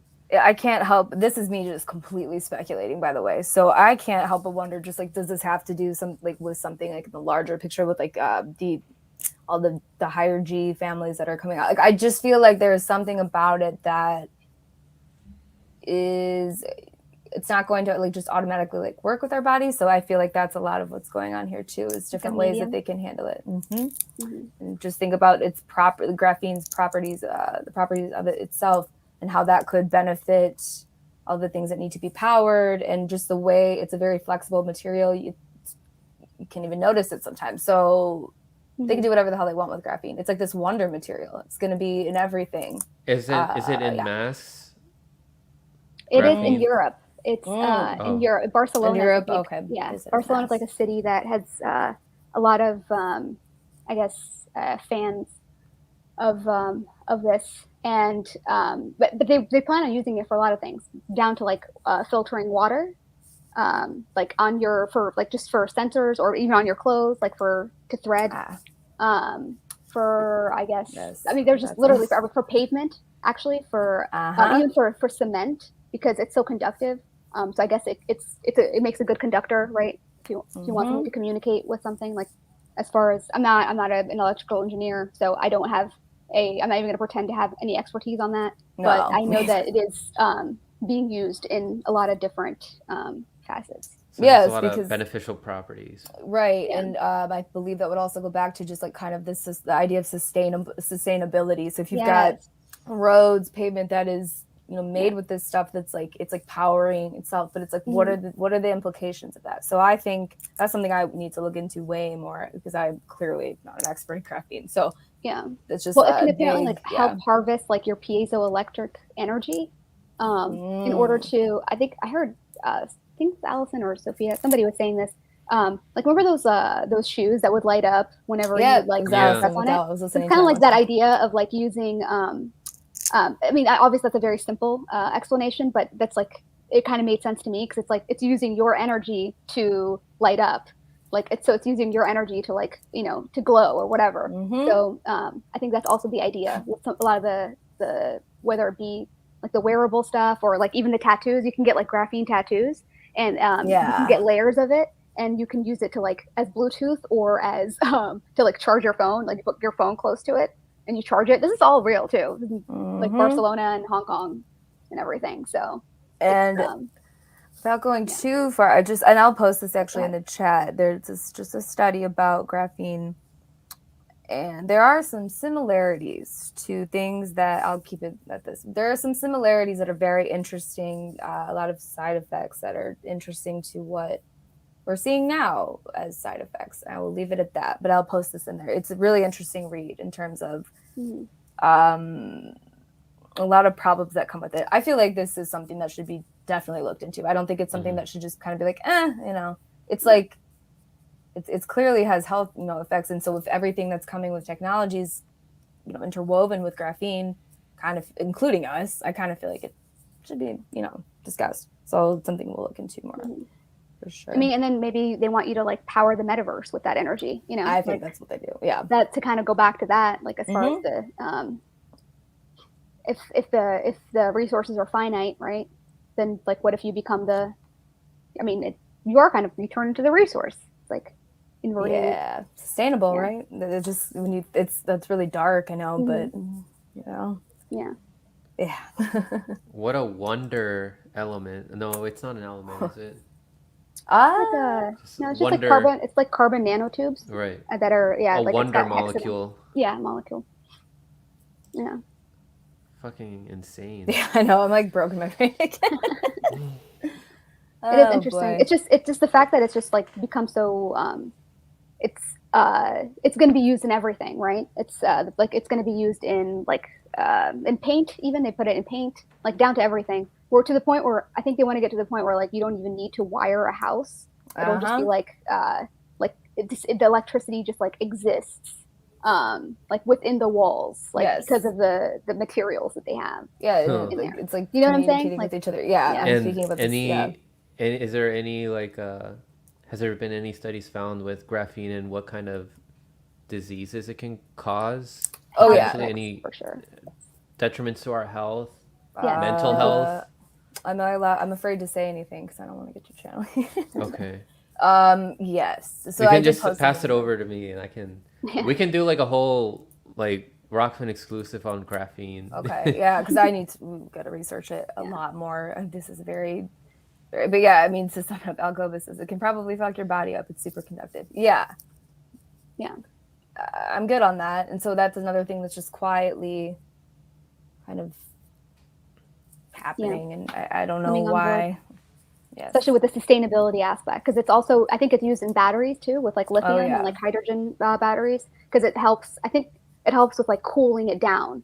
Like, so it helps keep the temperature low, so it doesn't things like don't overheat or whatever. And that sounds great, right? It's like, okay, like so then use it for that. Like don't have to use it for other things. But I think there is definitely something strange going on with that material. Yeah, I'm fully convinced it's part of it. Good. Yeah. But, I mean, synthetic biology is like something to pay attention to, 100%. Like in addition to like the nano stuff, whatever. Again, not claiming to be an expert, just it is interesting to see like the stuff that they've been dabbling in. I mean, down to like even just with like nature, literally nature, like leaves and shit, like just like the sensors and how graphene will work with that.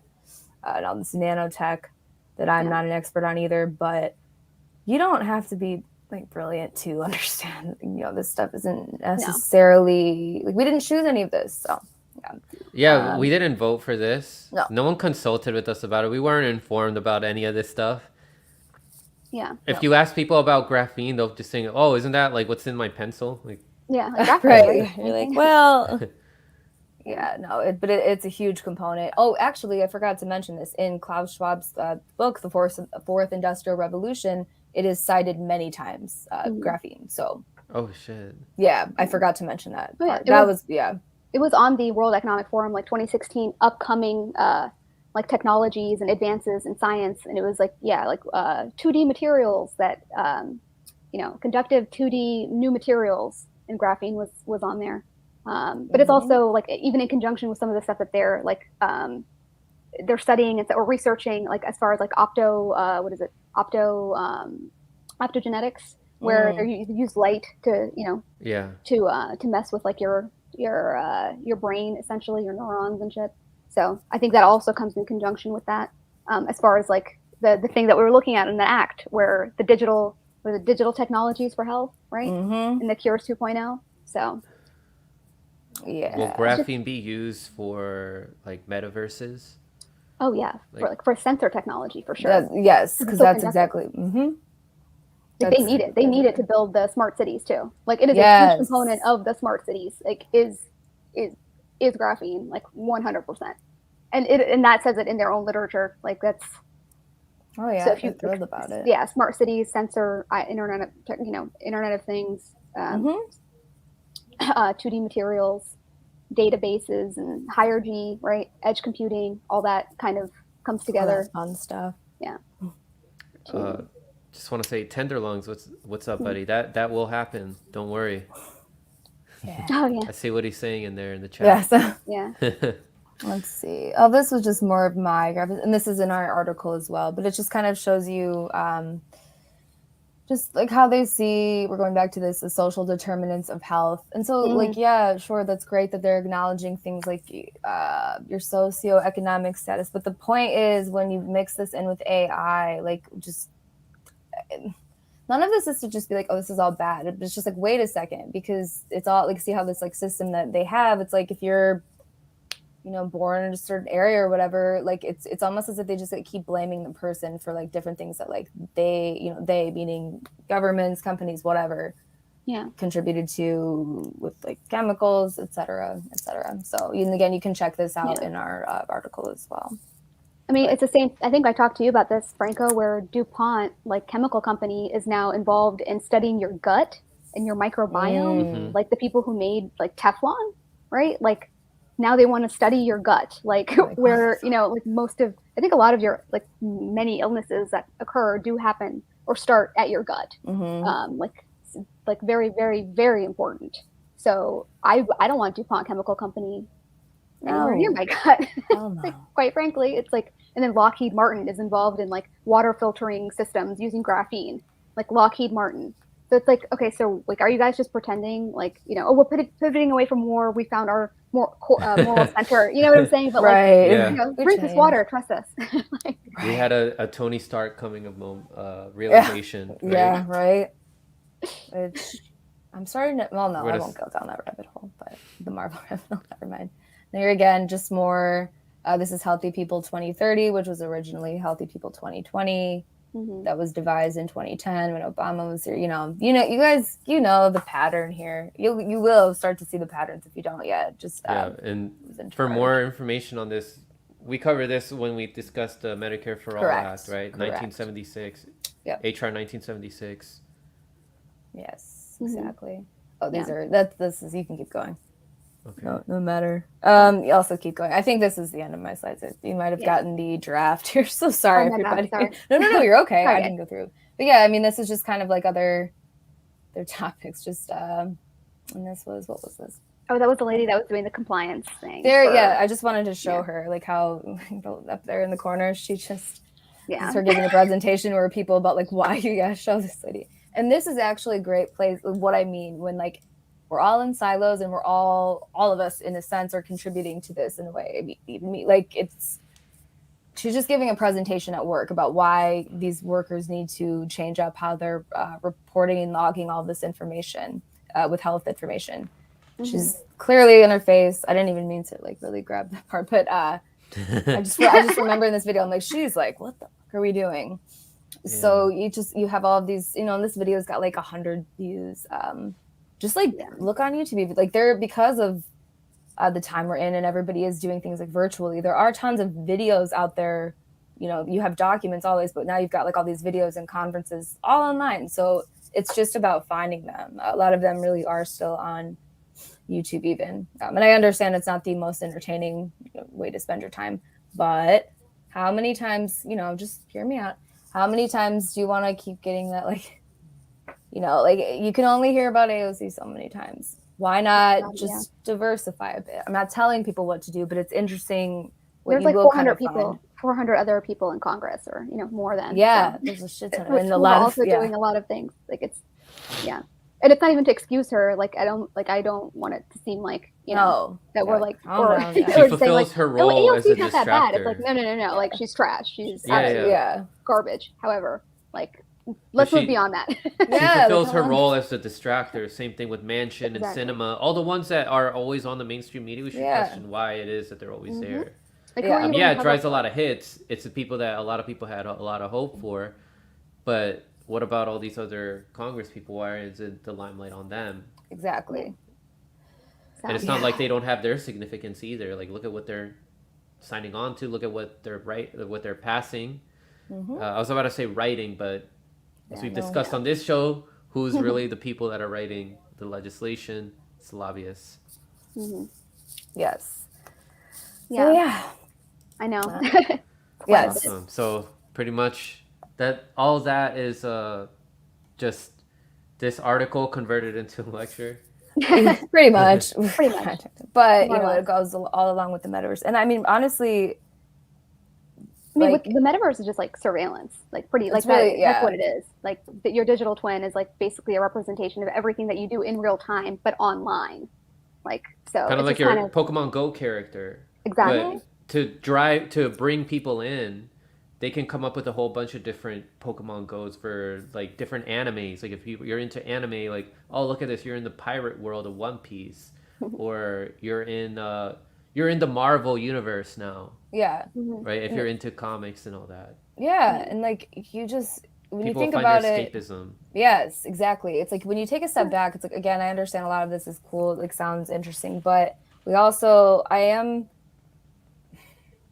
I feel like a lot of the times we do end up going the way of like, oh, it won't be that bad. And it's like, I'm ready to kind of err on the side of caution and assume that it might be. So why, like there's just like a nuance here. And I would say that, do we really want to just continue moving forward to like live in this solely digital world? I know that's not new to most of your audience, but it's the way that it's being framed is almost as like, well, no, this is just the way it's going to be. And it's like, well, why isn't, normal? Why is like the natural world becoming like more and more seeming like a relic of the past? I'm not, we owe it to not only ourselves, if you have kids, your children, your family, all of humanity, along with the rest of the natural world. I think that's what we owe, to future generations, to not let it all just be basically become like data points for these people to ones and zeros. Ones and zeros. That's really what this is. It's just like making everything ones and zeros. And like humans are not that. You cannot, no matter how hard you try, humans are messy. And we, our emotions, I don't think, can be replicated. They can be predicted, I suppose, and somewhat mimicked, but it's pretty simple for me. It's just like there's very clearly an effort to move us more and more and more away from each other, the physical world, into this online space. And I don't think that we've really, first of all, I don't really remember us having a choice in that. And, you know, not to say that we've had a choice in other stuff, but I don't know what else to say. It's like, it's a great reset for them. But like, why the hell are I feel like I would love for us as like the society to kind of like just start thinking a little bit ahead here and realize that sometimes things that are, you know, dressed up and the marketing is beautiful, it's like, wait. And that goes along with, you know, our thoughts on crypto. I don't want to speak for you, Sebs, but kind of how I feel about it. It's just, it's like they're moving this economy.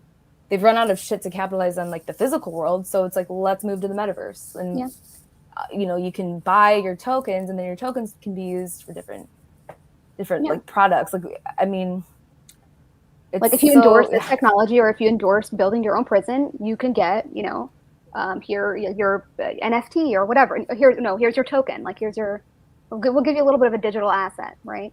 Because there's nothing that, like, why else would they want to build a metaverse unless like they weren't planning on doing anything else here? Like there's nothing else left. So it's like they're done building. There is no more. The infrastructure bill, like that's to build this, you know, digital prison. Really, it's not so much like there's no bridges coming, right? There's no trains. There's no, there's just and a lot of times, you know, I think we have. I saw like a video of like these activists. No hate on the activists, it's obviously, but like a group climate change activists going at Joe Manchin, like because he's like not like they're like we want to live, pass the Build Back Better Act. And I'm like, wait a second, stop. And I've seen that time and time and time again. And a lot of it is set up, I believe, by design. You know, it's very obvious, but call it out. It's not like these aren't like necessarily like fun positions to take. It's not popular to go in and be like crypto. That's not a fun time. Like, get your money, by the way. Like, I wish I would have had, you know, gotten in a Bitcoin years ago. But the point is, it's like, where does that lead? Do we really just? I think we're playing with fire. Do we really just want to like move all of this online? The internet, all that shit can be turned off like that. We're already kind of there. So and I don't know. Where would your money go in the internet if the internet goes out? Where does it go? And it's not to say that obviously what we're currently under is any better, but I'm saying, you know, I think we're saying like fiat currency. No, it's like, hang on, since we're changing this, can we like get a say? That's my rant about it. And I'm not saying that this is something easy, but we're not. There's shit that I'm missing still, but it's hard. Like, I don't want to sound preachy, but it's like what we were talking about with the science here. It can be a great thing, like Bitcoin and all this crypto. It could be a great thing if we had a more conscious society. If it was being used by the right hands. But who's in power right now? It's not very conscious people. It's very egotistical people. And we got to think, what are they going to do with that tool? Yeah. It's like what they're doing with the tool of money right now. Mm-hmm. Yeah. I mean, this shit, like with mayors getting paid in Bitcoin, like, huh? I'm really? Like, yeah. Athletes now.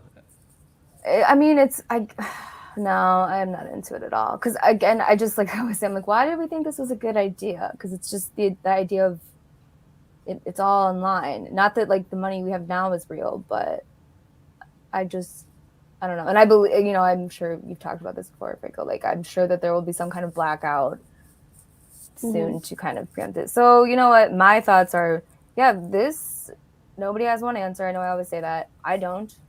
The more information you have, I feel like the quicker we can kind of get there. And I mean, I just want to add one more thing as far as like, I don't have a problem with people who want to like build the parallel society, right? And who like want to live off the grid, whatever. Like, that's great. But not a lot of people have that option to even do that. Most people actually don't really have the option to do that. And sure, you can say like, you can teach them, you can show them, or they can learn. But it's like, people are living under debt. Like, people are like have kids. Like, they have multiple jobs. Lives, It's not like, that it's not, people don't. But it's not a fix for everybody. It's like, so if you want to, you know, like advocate for that, that's totally fine. Do that. But there's a certain demographic for that, and that's who that suggestion or that sort of thinking seems to be geared toward. And that's cool, right? Everybody, like, I don't discount anyone's suffering, right? Or think that, one group is more important than the other. I think everybody's equally important. It's just more like, let's be realistic about like who that suggestion or who that type of thinking is for, because it's not for the poor people. It is not for the displaced people. It is not for the people who don't have anything, right? And who already live in these cities and who already live in very, very dire straits. So I just wanted to put that out there, because I know a lot of times it's kind of like, yeah, like what is it, what's your, idea for a solution or this and that. And that's fine. I don't have a problem discussing those things, right? However, it almost feels like sometimes there's a kind of an emphasis on that and talking about the solutions aspect of it in order to not talk about the problem in a very real way, because it implicates everybody. It's not just Klaus Schwab or Gates or Bloomberg or whatever. It's whatever other big name. It implicates everyone.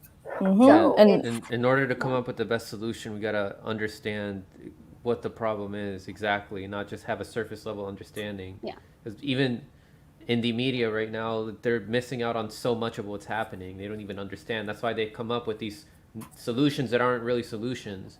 Oh, the third party will save us. Oh, like all these other things that they come up with. I guess we just vote for the right person enough. They don't have an understanding of what's going on behind the scenes exactly, and how they're manipulating everything, including these elections. So yeah, you guys nailed it. I mean, and just one more thing, really quick, I want to say, just as like, because I'm like, damn, like we sound so bleak, but I truly think it's gonna get bleaker before it gets better. But it's like, while we still, this, Sebs put this in the article, then it's like, humans, we came up with this, so we can still, in a way, I believe, everything worked out, get out of it. But it's like, where are we going? Which all signs point to everything powered by AI, like digital governments. It's like, it's crazy. So I just really, my wish would be just like, before we're like, oh, this is great, so convenient. It's like, hang on, just take a sec. Because again, like it's pretty much saving everything that's physical about the world. I don't want to knock people for trying. Yeah. Because again, you keep like, what the hell are you doing? But keep just talking to people too. It's like the silos that we are definitely forced in, or nudged in. That's for a reason. So, yeah. Yes. So yeah. Any questions? Any questions in the chat? Tenderlung says that 9 minutes usually takes them 2 hours to read.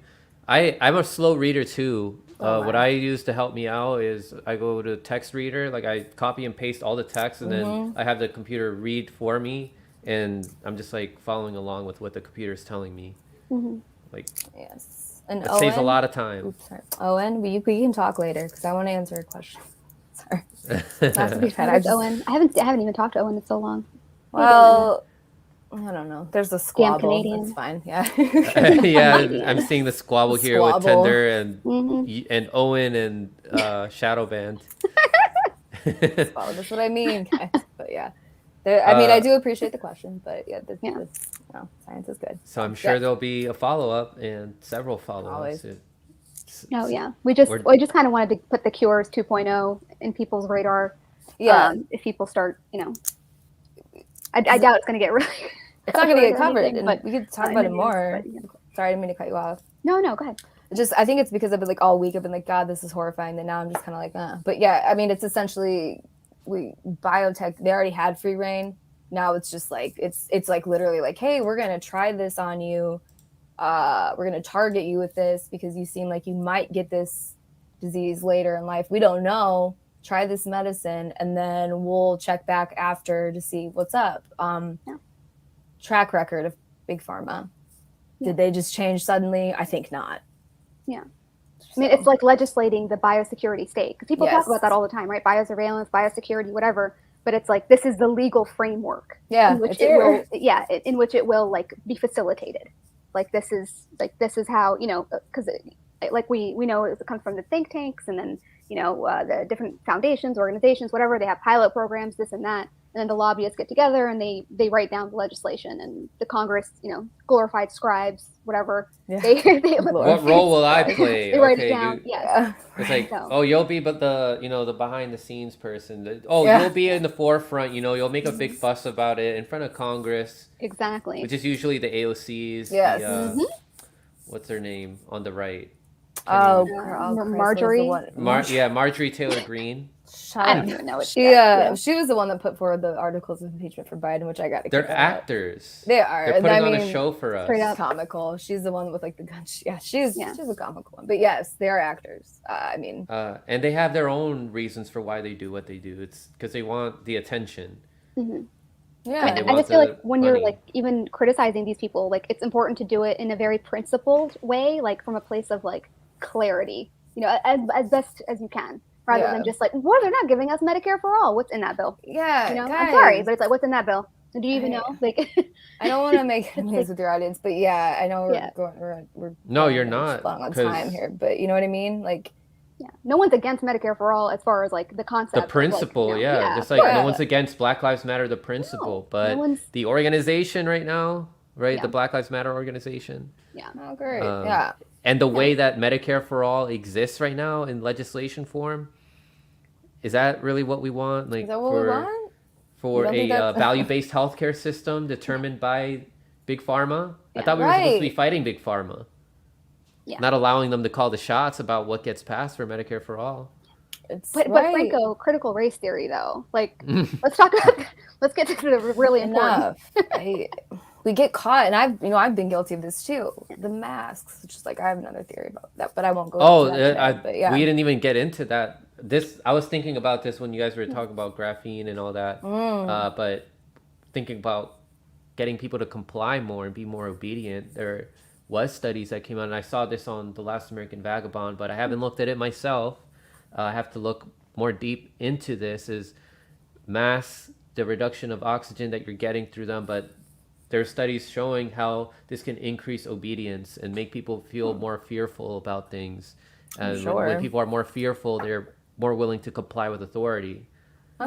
Yeah, I mean, I could see that, and just like. Especially for kids, like learning, like I wonder what that's like to, you know what I mean? Like that will definitely have an effect, I would say. Just like not seeing them, for sure. Yeah, like, not seeing them. And that's, again, a lot of this, like even if you don't have kids, just shit, did you want to grow up in a world like this? Not like the world that we grew up, there was all this corruption, but it's like in this creepy digital space. Where you're I'm not like, into it. Taught to be like grossed out by like your human body because you're just, like you're going to infect everything if you touch it. Like, don't touch it. Just stay in there. Like, just get in that, And they need to interact with their environment and grow their microbiome. Like, they need to have certain bacteria they need certain bacteria to expose themselves to, because these bacteria train their body to not overreact to everything that comes into their body, to reduce allergies.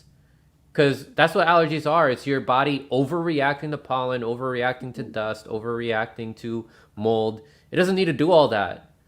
But your body thinks it needs to do all that because it wasn't trained by the bacteria that you get from being exposed to it at an early age. I mean, that's what's in your microbiome, right? It's like bacteria. Yeah. Like that's why people take probiotics and shit to. Yeah. So it's just, I think that we do need to kind of start looking back a little bit as far as like as great as these advances are, and I use the word great very, very loosely. Like it's, I think we need to kind of go back a little bit and see like, how did they do it over here? Because it seemed to be fine, and they didn't even have like plumbing. So yeah, because I mean, I'm not trying to merge with the machine. It's all the roots of it are in that one document. That's of course I'm forgetting the name. I always sound like Joe Biden. I'm like that thing. That document from 2002. No, but you actually have a lot of information in you. You're not going through dementia like him. Yeah. I mean, if I ever start to sound or whatever like it is that he has. Yeah. I'm not a doctor.